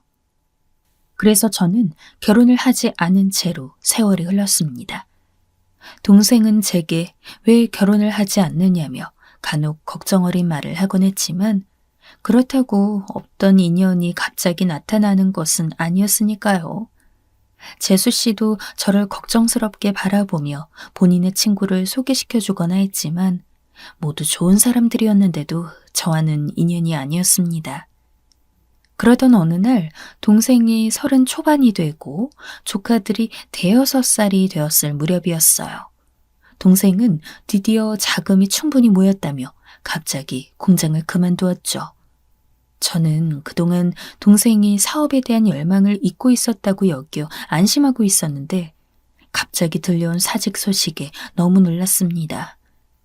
혹시나 어릴 적 아버지처럼 실패하는 것은 아닐까 걱정이 되었죠. 재수 씨도 전혀 듣지 못했던 말인 듯 놀라서 당황한 상태였습니다. 동생만이 괜찮다며 10년도 넘는 세월 동안 열심히 준비해왔으니 괜찮다고 반복해서 말했죠. 사업은 준비만 가지고 되는 일이 아니야. 운도 따라줘야 하고 능력도 거기 맞아야 해. 형, 내가 능력이 안 된다고 하는 거야 지금? 그런 소리 하지 마. 난 할 수 있어. 동생은 막무가내였습니다. 동생은 남을 잘 믿고 성실한 사람이라서 아무래도 사업을 시작하면 뒤통수를 맞을 게 뻔하다고 여겨 저는 계속해서 말리려고 노력했죠. 하지만 동생은 결국 사업을 시작했습니다. 저는 알지도 못하는 무슨 복잡한 이름을 가진 신기술을 이용해 제품을 개발한다는 사업이었습니다. 사실 동생이 머리도 좋고 공부도 잘했지만 대학을 나오지 못했으니 그런 첨단 기술 사업에 도전한다는 게 참 무리수였죠. 그것도 동생 곁에 고등학교 동창 친구가 이쪽 전망이 좋다며 끌어들인 거라고 했습니다. 저는 계속해서 곁에서 잔소리를 했고 동생은 그것이 무척 귀찮았던지 결국 저한테 연락도 잘 하지 않게 되었죠. 첫 1년은 그래도 나쁘지 않았는지 재수 씨의 안색이 나쁘지 않았습니다. 그래도 생활비는 가져다 주고 있어요. 완전히 마이너스는 아닌가 봐요. 재수 씨는 웃으면서 말했습니다. 조금 지나면 정말 성공할지도 몰라요. 그랬으면 정말 좋겠군요. 불안했지만 그래도 이왕 시작해버린 일이니 성공하길 바라는 수밖에 없었어요. 초반 1년은 그래도 생활비라도 잘 가져다 준다고 해서 저는 조금 안심했었죠. 하지만 세상 일이라는 게 그렇게 마음처럼만은 되지 않는 것이죠. 저는 잠시 잊고 있었지만 동생은 순진한 아이였습니다. 1년이 조금 넘었을 때 재수 씨한테서 근심이 찬 목소리로 전화가 왔죠. 아주버님, 지금 우리 그이가 생활비를 안 준 지 넉 달이 넘어가고 있어요. 혹시 무슨 일이 생긴 건 아닌지 걱정이 되어서 생활비도 문제지만 지금 사실 사업이 어떻게 되어가나 궁금한데 저한테 통 이야기를 안 해요. 알겠습니다. 제가 알아보죠. 저는 덜컥 겁이 나 동생한테 전화를 했습니다. 하지만 전화를 받은 동생은 계속하여 별다른 문제가 없다고만 말하면서 좀 기다리면 된다고 했죠. 너 무슨 일 생기면 너무 늦기 전에 발 빼라. 그럴 일 없어, 형. 난 분명히 성공할 거야.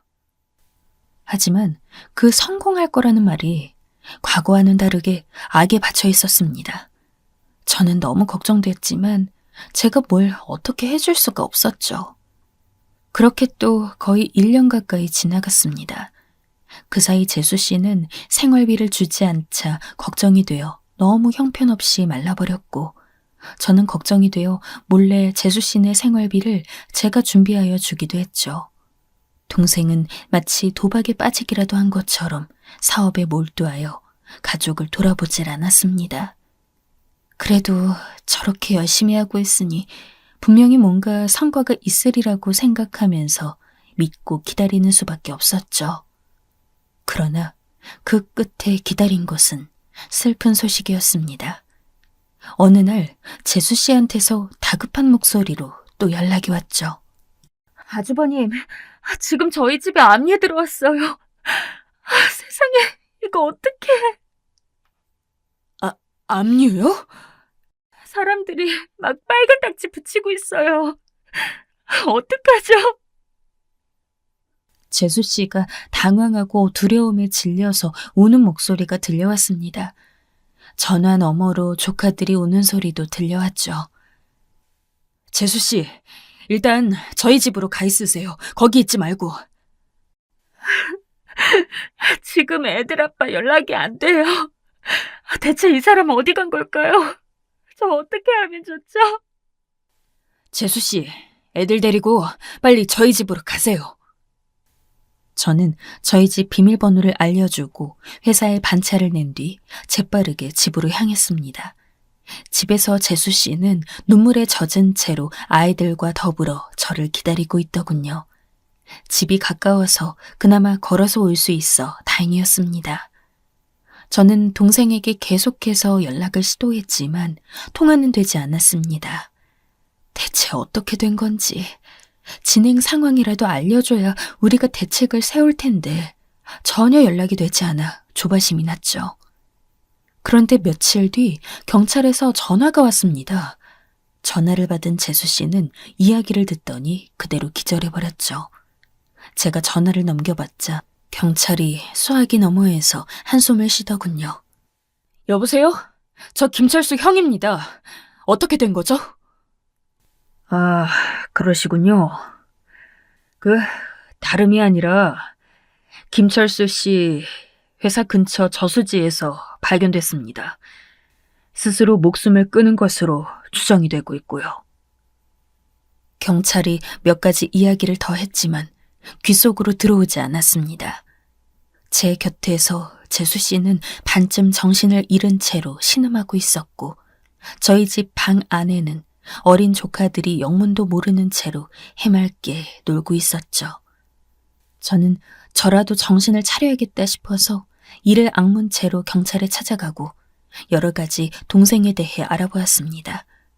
동생의 사업은 그 사이 완전 기울어 수습이 불가능한 지경에 이르렀더군요.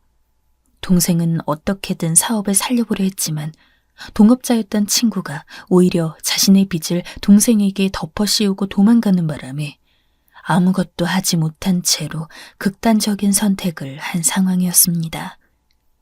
저는 머리가 아파서 한동안 움직일 수가 없었습니다. 아버지에 이어 동생까지.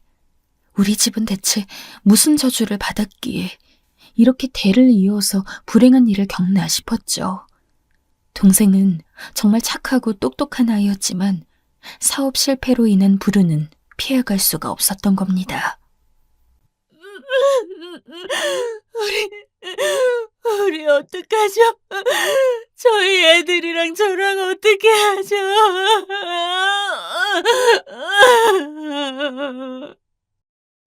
재수 씨는 어린 조카들을 끌어안고 끝없이 울었습니다.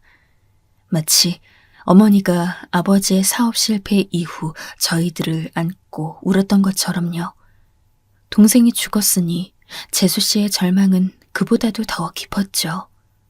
저는 동생의 장례를 치른 이후 이미 넘어간 동생의 집을 대신하여 재수 씨에게 작은 빌라 하나를 마련해 주었습니다. 그래도 제가 공장에서 일한 지 연차가 꽤 되었고 가족도 없이 혼자 살면서 돈이 제법 모였기 때문에 가능했죠. 그 후로 저는 재수 씨와 조카들을 돌보면서 살았습니다. 가여운 내 동생, 불쌍한 내 동생. 또다시 친구라 이름 붙은 사기꾼에게 농락당하고 죽은 그 아이가 기억나고 재수 씨와 조카들이 가여워서 견딜 수가 없었거든요. 저는 돈을 벌면 일정 부분을 떼어내 재수 씨에게 보내 생활비로 쓰도록 했습니다. 재수 씨는 그런 제 행동에 더할 나위 없이 고마워하면서 자주 저를 식사에 초대했습니다. 정말 저희가 너무 염치가 없어요, 아주버님께. 아이들만 아니라면 저도 이렇게 폐를 끼치지 않았을 텐데요. 아유, 아니에요, 재수씨.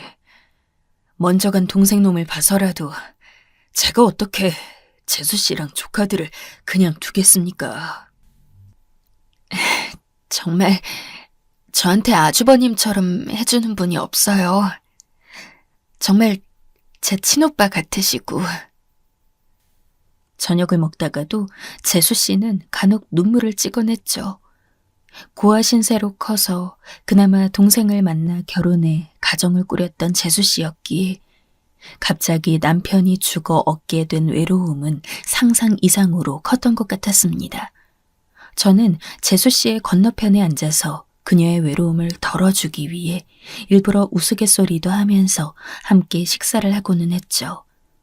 조카들도 저희 곁에 앉아 밥을 먹고 수다를 떠는 일에 익숙해져 갔습니다. 큰 조카가 겨우 10살, 작은 조카가 7살이었죠. 난 큰아버지가 아빠 같아요. 작은 조카가 갑자기 그러더군요.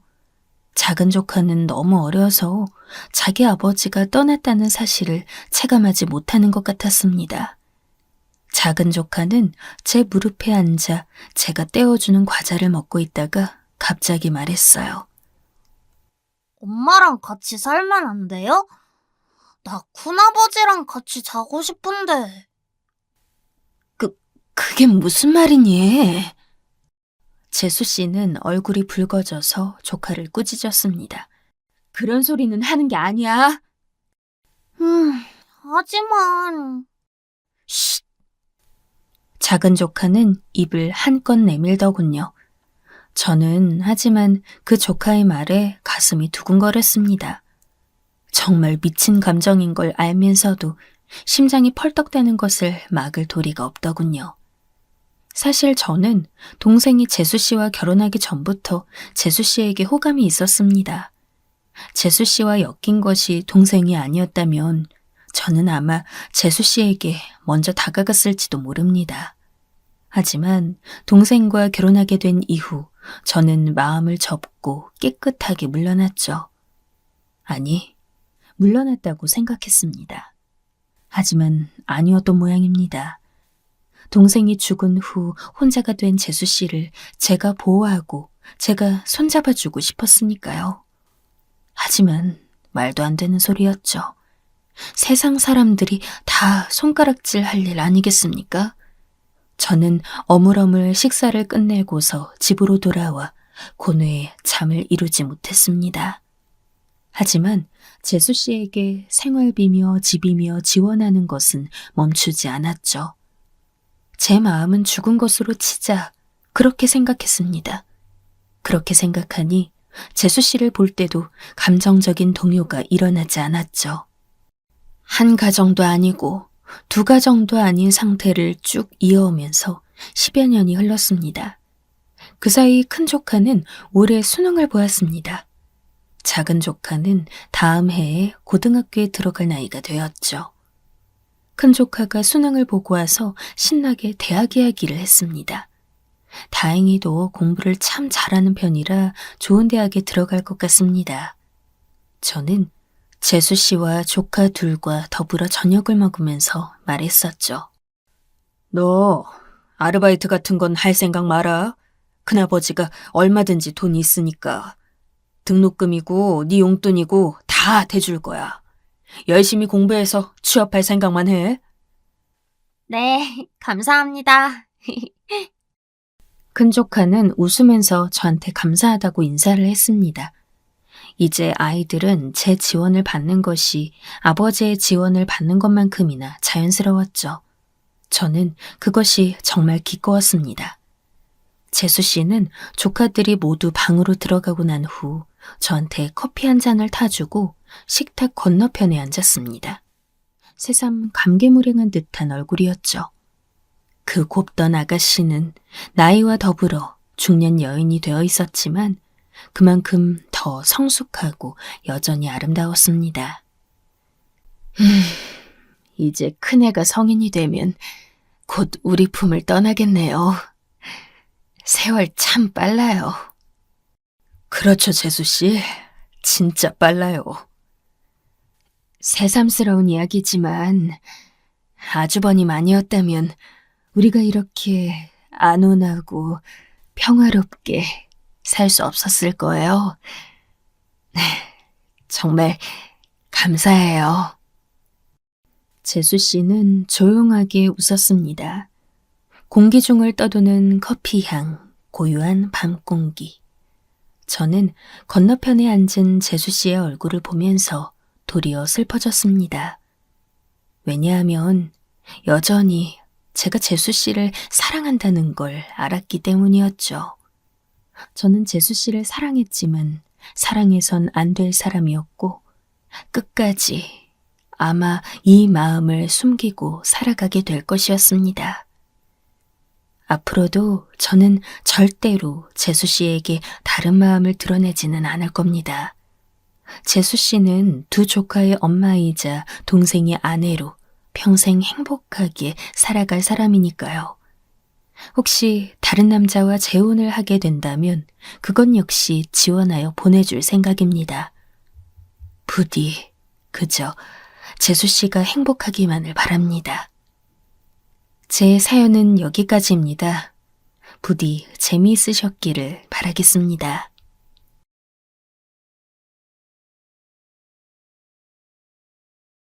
최근에 저는 화병이 너무 심해서 이러다가 진짜 내가 잘못될 수도 있겠다는 생각이 들어 꽤나 상담을 많이 받았어요. 처음에는 가볍게 지인에게 상담을 받았고 좀 더 나아가 사람들이 많은 커뮤니티에 문의도 했었고요. 사실 요즘이나 옛날이나 화병으로 고생하는 사람은 누구나 있는데요. 의외로 그게 우리나라는 아무리 대가 바뀌어도 잘 사라지지 않는 것 같아요. 제가 이렇게 화병이 나서 몸져 누울 정도가 된 건 바로 시댁 문제, 그러니까 고부 갈등 때문이에요. 전 단순히 며느리와 시어머니 관계만이 문제가 아니라 그 옆에 정말 진절이 나는 신우까지 껴서 아주 세트로 고생했어요. 사실 남편이 중간에서 제 역성을 많이 들어주긴 했는데 오히려 잘못된 것 같아요. 고부 갈등이 있어 중재란 중간 역할만 해서는 안 되더라고요. 아예 극단적으로 자기 엄마 편을 들던지 아니면 연을 끊고 철저히 자기 마누라 편을 들던지 말이에요. 우리 남편은 여지껏 그걸 흐지부지 수년간 해와서 그런지 외려 제가 더 미련을 못 버리고 버티고 있었지 뭐예요. 우리 남편 맨날 하는 소리가 이거거든요. 나는 수영이 네 편이야. 내가 결혼을 너랑 했지 우리 엄마랑 한 게 아니잖아. 그런데 걱정할 게 뭐가 있어? 내가 다 막아줄 테니까 걱정하지 마. 진짜 신혼 초부터 아이 낳고 얼마간은 저도 이 말을 철석같이 믿었더랬어요. 이때 아기 낳고 어머니 때문에 너무 열받아서 이혼한다 만다 했는데 남편이 제 편을 들긴 했거든요. 솔직히 그런 협회가 있는지 모르겠지만 전국의 시어머니 연합회의 회장님이 본다고 해도 우리 어머니 편을 들 수는 없을 것 같아요. 산후조리 해주러 온 우리 엄마에게 진짜 어마어마하게 무식한 짓을 하셨거든요. 그때 엄마의 경악한 표정을 잊을 수가 없어요. 거기 물 좀 줘봐요. 듣자니 내가 위던데 애미한테 물어보니까 친정엄마 5, 6년생이라고 하던데 나는 5, 4년생이요. 윗사람이니까 말 편하게 할게. 이러면서 우리 엄마한테 대뜸 동의도 안 구하고 말을 너무 가볍게 탁 놔버리는 거예요. 뭐가 됐든 간에 사돈끼리 나이를 알아 뭐하고 어리거나 많거나 그게 무슨 상관인가요? 둘 다 똑같은 부모 입장이잖아요. 거기서 무슨 서열이 필요한지 대뜸 깎아내리듯 우리 엄마한테 반말을 연달아 하시더군요. 그 뭐지? 아유, 죽 없나? 야채죽 같은 거. 내가 위가 약해서 그냥 밥은 못 먹거든. 죽 있으면 죽 좀 해서 줘봐. 애들은 그냥 밥 주던지. 세상에. 하다 사돈한테 이렇게 막말을 해도 되는 건가요? 우리 엄마는 표정 관리가 안 돼서 멀뚱히 서 계셨어요. 가운데서 안절부절 못하는 저를 두고 다행히도 우리 엄마는 딸 둔 죄인 노릇은 안 하시더군요. 사돈이 드시고 싶으면 김서방한테 사다 달라 하시면 되겠네요. 얘 수영아, 나 간다. 니네 아빠 가게 가야 돼 오늘. 그럼 계시다 가세요. 엄마는 그냥 휙 하고 나가버리셨고 저는 이마에 잔뜩 힘이 들어간 채로 이런 광경을 보고만 있었어요. 그런데 어머니는 그게 자기를 무시했다 느꼈는지, 아니 사실 그게 맞지만 기분이 아주 나쁘셨나 봐요. 야, 니네 엄마는 뭐 저러냐? 벙어리도 아니고. 사람이 말을 했으면 그 내용에 맞는 대답을 해야 할 거 아니오. 하여간 내가 처음부터 마음에 안 들었어. 아니, 해도 너무 몰상식하잖아요. 어떻게 그 자녀가 바로 앞에 있는 데서 부모 욕을 하냐고요?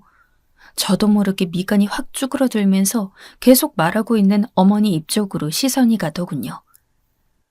옷도 잔뜩 구겨진 걸 입고 와가지고는 뒤에서 사람들이 얼마나 욕했는지 아냐? 나보고 무슨 저런 사돈을 얻었냐고 다들 뭐라고 하더라. 니네 시모도 그렇고 시고모들까지 아주 그냥 어디 막대먹은 상놈의 집안 아니냐고 뭐라고들 했어.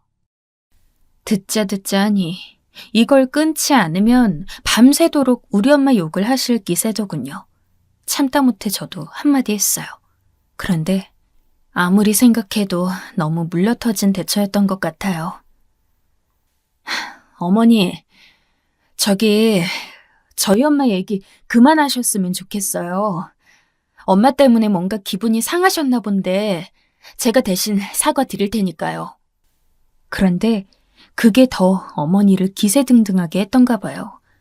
아주 사자가 날개를 달듯 더 눈을 부라리면서 저한테 당당하게 따지더군요. 야, 니네 엄마 보고 그렇게 살지 말라 그래. 어디 사돈이 말하고 있는데 그걸 싹 무시하고 나가고 앉았냐고? 니네 집 그런 집이냐? 그렇게 못 배워먹은 집이냐고? 에휴, 평소 너 하는 꼬라지를 보니 대강 알겠다만 그래도 애미가 되었음. 자기 딸년 앞에서 똑바로 해야 할 거 아니야? 솔직히 이 정도 해먹었으면 남편이 나서지 않는 게 문제죠.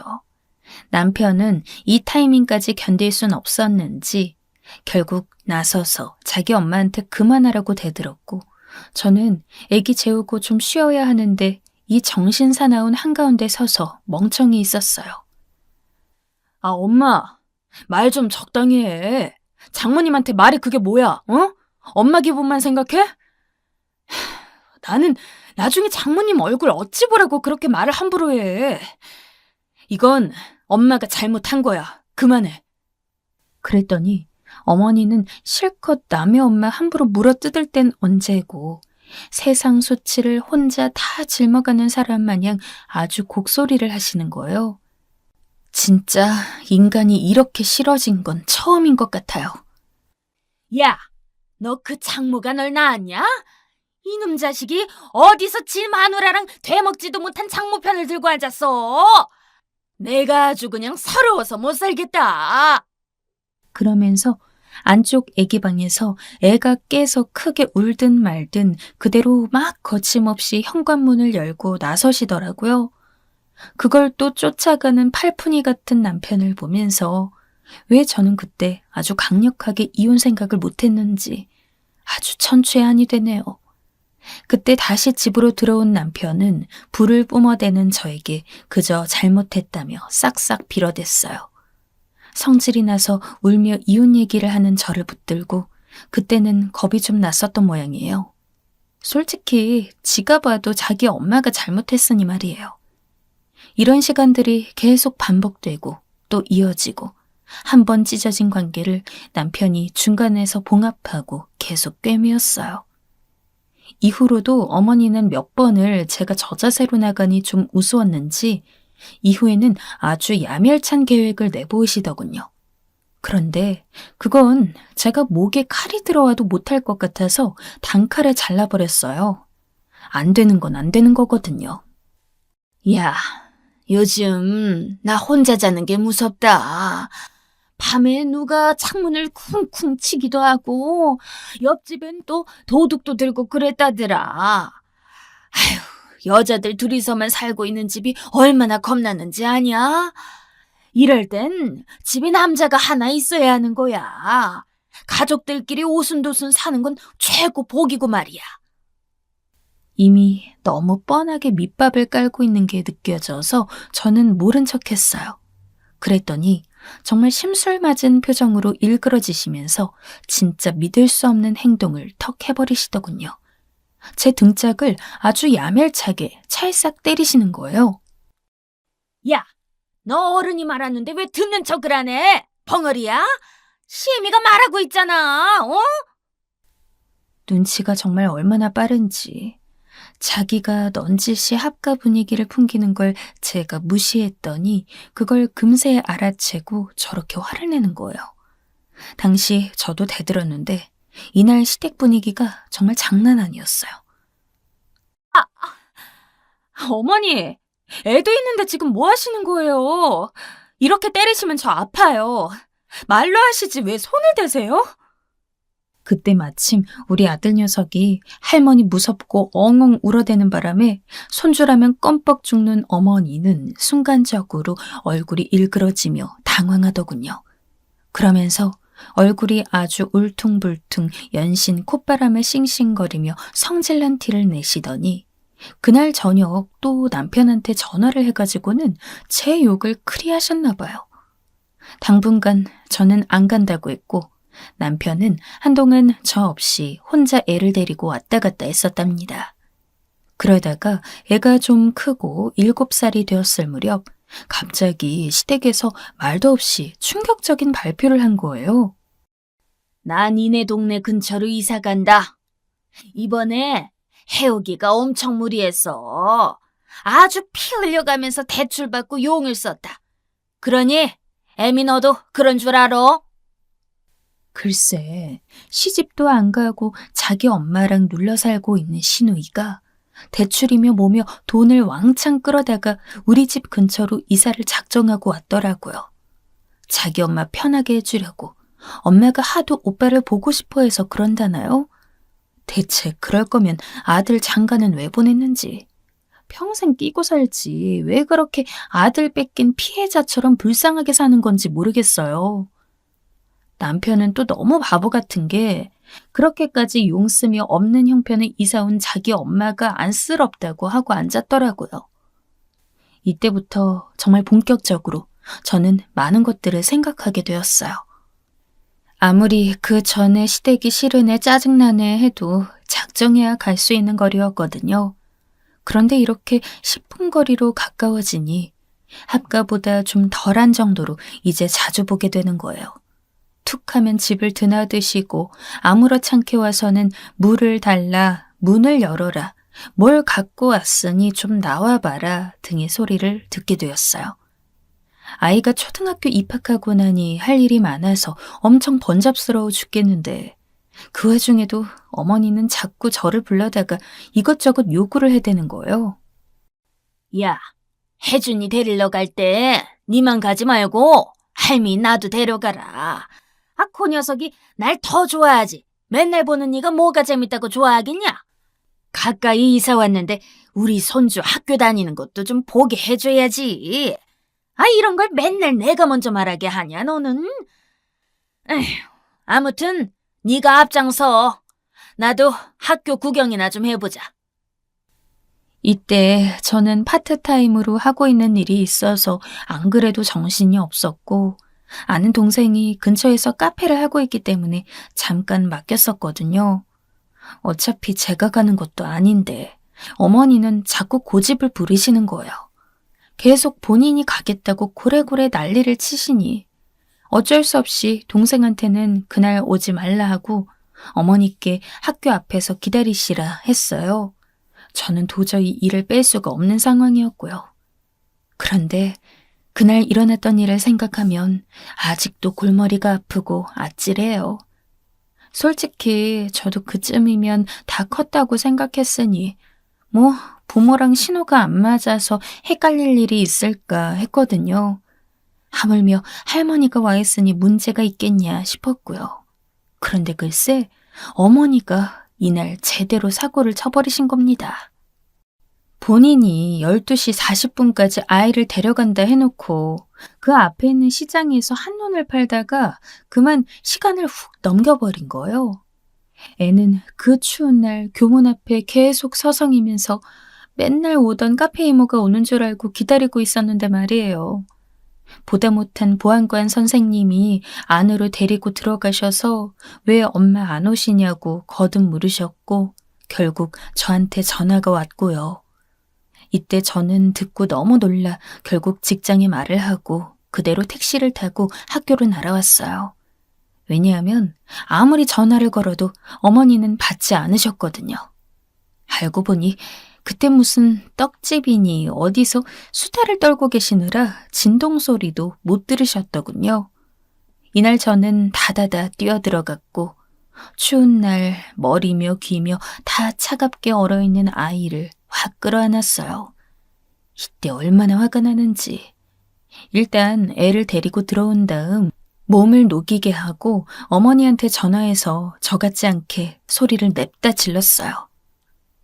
어머니, 혜준이 데리러 오신다면서요.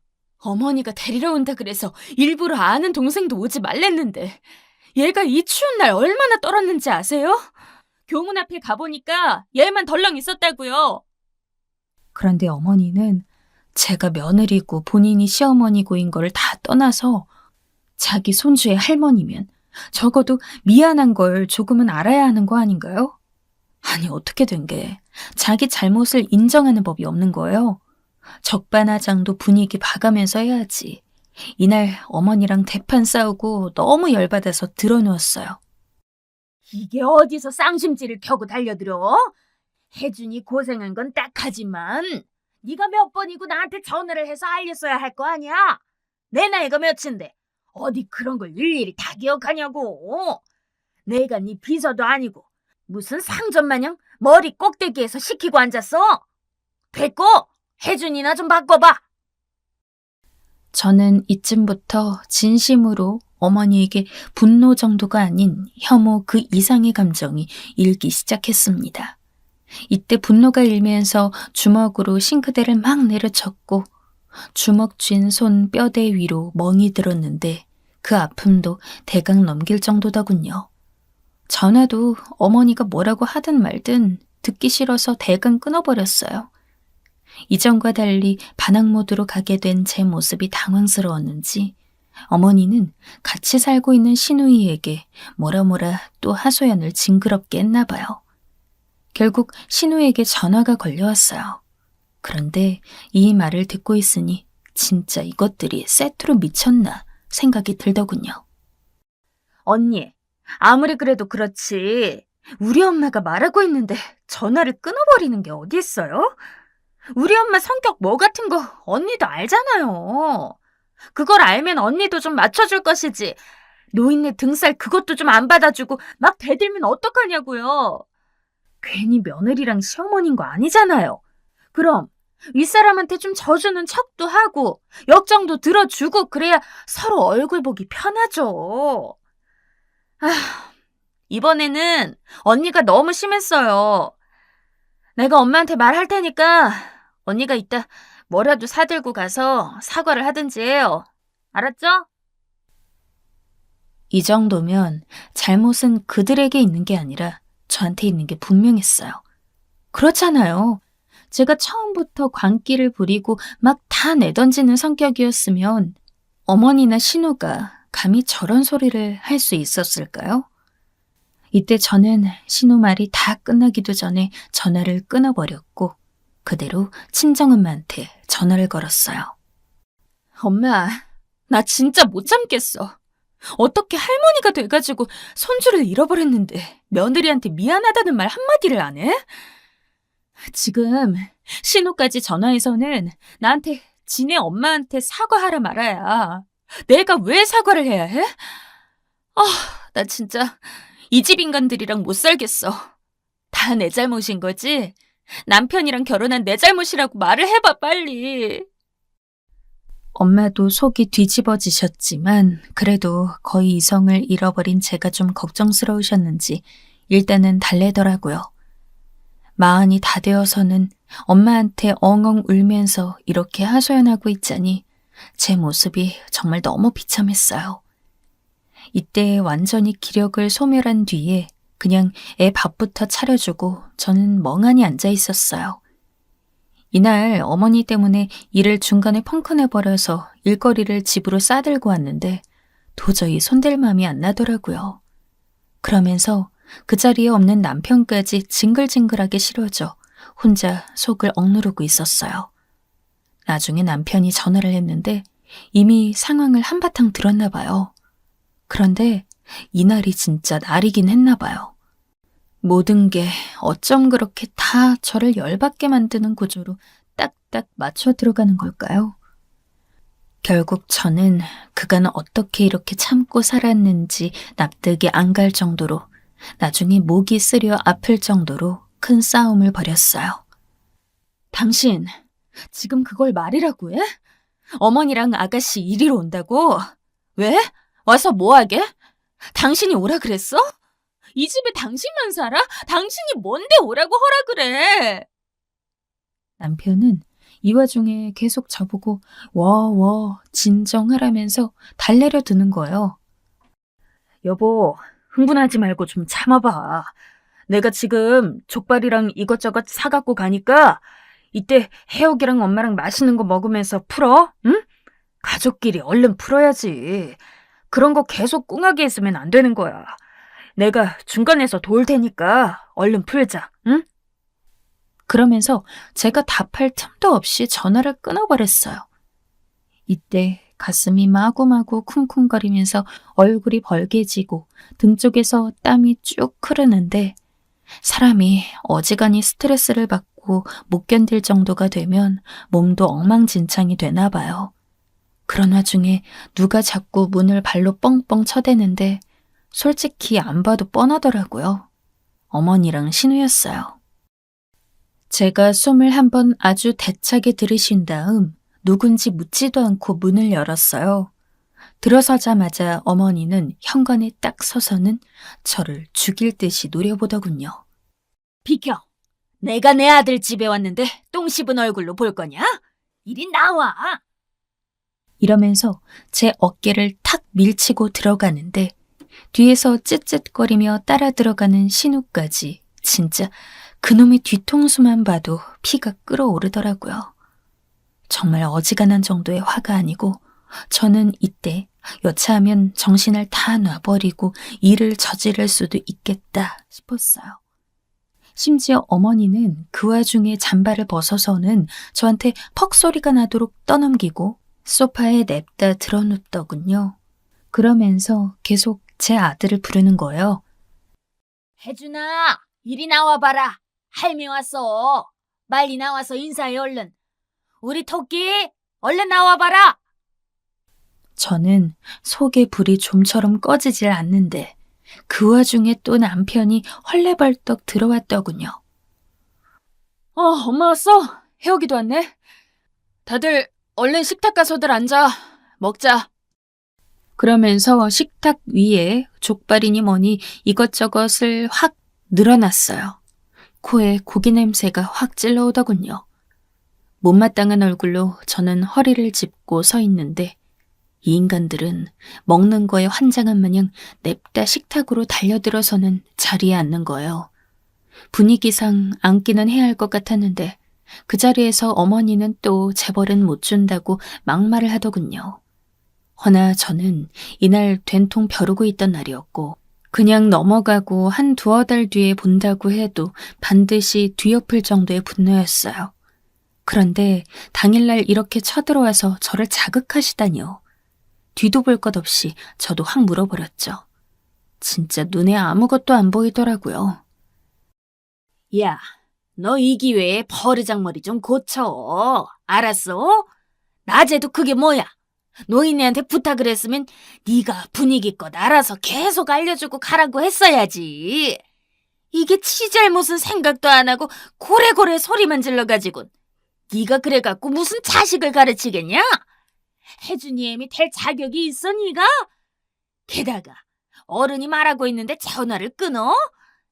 야, 대답 안 하냐? 이제는 저보고 엄마 자격이 있니 없니 자기 잘못은 쏙 빠뜨리고 아주 거만한 표정으로 말하더군요. 전 대답도 안 하고 그냥 노려만 보고 있었어요. 그랬더니 답답하다며 갑자기 상을 막 젓가락으로 팍팍 쳐대면서 대뜸 부르는 거예요. 야! 대답 안 하냐고! 벙어리냐? 바보 천치야? 이게 보자 하니까? 전 완전히 뚜껑이 열려 나오는 대로 내뱉었어요. 왜? 뭐 어쩌라고! 제 말에 일제히 이 집 인간들은 눈이 튀어나올 듯 저를 보더군요. 남편이며 신우며 저보고 미쳤냐고 하는 거예요. 당신 왜 이래? 미쳤어? 어머니한테 뭐라는 거야? 전 냅다 남편에게 괴성을 지르며 따졌어요. 미쳐? 누가 미쳐 지금? 너 지금 네 엄마가 나한테 하는 말 듣고도 그딴 말이 입에 나오냐? 너 진짜 이혼할래? 내가 참아주니까 뭐? 지금 네 엄마가 나보고 바보 천치라고 한 거 안 들었어? 남편은 와중에 일어나서 저한테 좀 가만히 있어 보라고 팔을 대뜸 잡는데 그 모습에 뭘 안도했는지 어머니는 잠깐 놀랐던 눈을 추스르고 다시 또 작게 중얼거리는 거예요. 아니 저게 진짜 불쌍한 년이라 치고 내가 참아줬더니 참 기가 막혀서. 전 이때 머리에서 번개가 스치는 것 같았어요. 뭘 더 두고 보겠어요. 남편 팔을 획 뿌리치고 다다다다 폭주해버리게 되었습니다. 야, 이 노인네야. 너 말이야. 너 나 곱게 쳐늙어. 뭐 불쌍한 년? 말 어지간히 상스럽게 하는 거 참고 봐줬더니 진짜 수준 더러워서 못 살겠네. 다 꼴 보기 싫으니까 싹 다 꺼져! 방에서는 아들이 놀라서 튀어나왔고 전기라도 통한 듯 멍청하게 얼어있는 그 새 인간을 놔두고 저는 안방으로 들어왔어요. 그런데 잽싸게 신우가 냉큼 들어와서는 절 붙잡고 늘어지더군요. 언니, 말이면 단 줄 알아요? 지금 우리 엄마한테 뭔 짓 한지 알아요? 사람 불러놓고 지금 이게 무슨 대접이냐고요? 저는 흥분을 가라앉히고 조곤조곤 할 말을 했어요. 아가씨, 좋은 말 할 때 내 몸에 손대지 말아요. 그냥 가세요. 알았죠? 여기 아가씨 오빠만 사는 집 아니고 아가씨 올케네가 거의 10분의 8은 부담하고 산 집이거든요. 그리고 내가 안 불렀어요. 말장난할래요 지금? 저 아가씨랑 개싸움하기 싫으니까 그대로 밖으로 나가요. 뭔 말인지 알죠? 신우는 여지껏 제가 이렇게 완전 미친 사람처럼 들이받는 걸 본 적 없어서 그런지 분해 죽겠다는 얼굴을 하면서도 대강 나갈 채비를 하더군요. 그렇게 해서 후다닥 어머니와 신우는 나가버리고 남편은 저한테 화가 끝까지 나서는 말하는 거예요. 수영아, 아무리 그래도 그렇지 너 우리 엄마한테 말버릇이 그게 뭐야? 이 말이 정말 징글징글하게 들리더군요. 전 이제 이것도 끝이란 생각으로 받아쳤습니다. 당신, 그놈의 아무리 그래도 그렇지 이게 얼마나 사람 잡았던 건지 알아? 내가 당신 하나만 보고 결혼했고 당신이 봐도 심할 정도였던 대접들 다 참고 있어주니까 뭐 맨날 밟고 굴려도 되는 지렁이로 보이냐? 내가 똑바로 말할게. 아무리 그래도 그렇지 시어머니가 며느리한테 저 따위로 해도 된다는 법이 어딨어? 왜 그건 못 보는 거야? 억지로 눈 감고 안 보는 거 아니야? 그래놓고 뭐? 나보고 참고 잘 지내보라고? 야, 너나 실컷 니네 엄마 참고 살아. 난 더 이상 안 해. 못해! 구구절절 틀린 말이 하나도 없는 제 얘기를 듣고 남편은 그대로 거실로 나갔고 전 이때 중대한 결심을 했어요. 정말이지 이렇게 확고한 결심이 든 적은 없었고 이제는 멈출 수 없었어요. 그날 밤부터 강력하게 이혼을 준비하고 또 준비했고 그 과정 사이사이 말 같지도 않고 지저분한 꼴을 더 보긴 했지만 끝내 성공하게 되었습니다. 그간 애 때문에 참은 것도 만만치 않은데 애를 위해서라도 제가 이렇게 참고만 있는 건 좋을 게 없는 것 같아요. 남편은 자기가 왜 이혼을 해야 되냐며 화도 냈다가 어르기도 했다가 별의별 쇼를 다 했지만 저는 그간 수년의 경험을 미루어 생각해 본 결과 그냥 그대로 싹둑 관계를 잘라버리게 됐어요.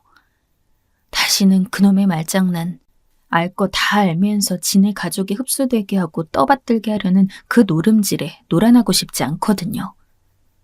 뭐 어머니는 지금 몸져 누워서 제발 손주라도 볼 수 있게 해달라고 한다는데 어림도 없어요. 그렇게 죽자 사자 사랑하는 손주 어미를 신발짝도 못하게 무시해놓고 어디 감히 저런 소리를 하나요? 적어도 제 숨이 붙어있는 한은 절대 보여주지 않고 살 겁니다.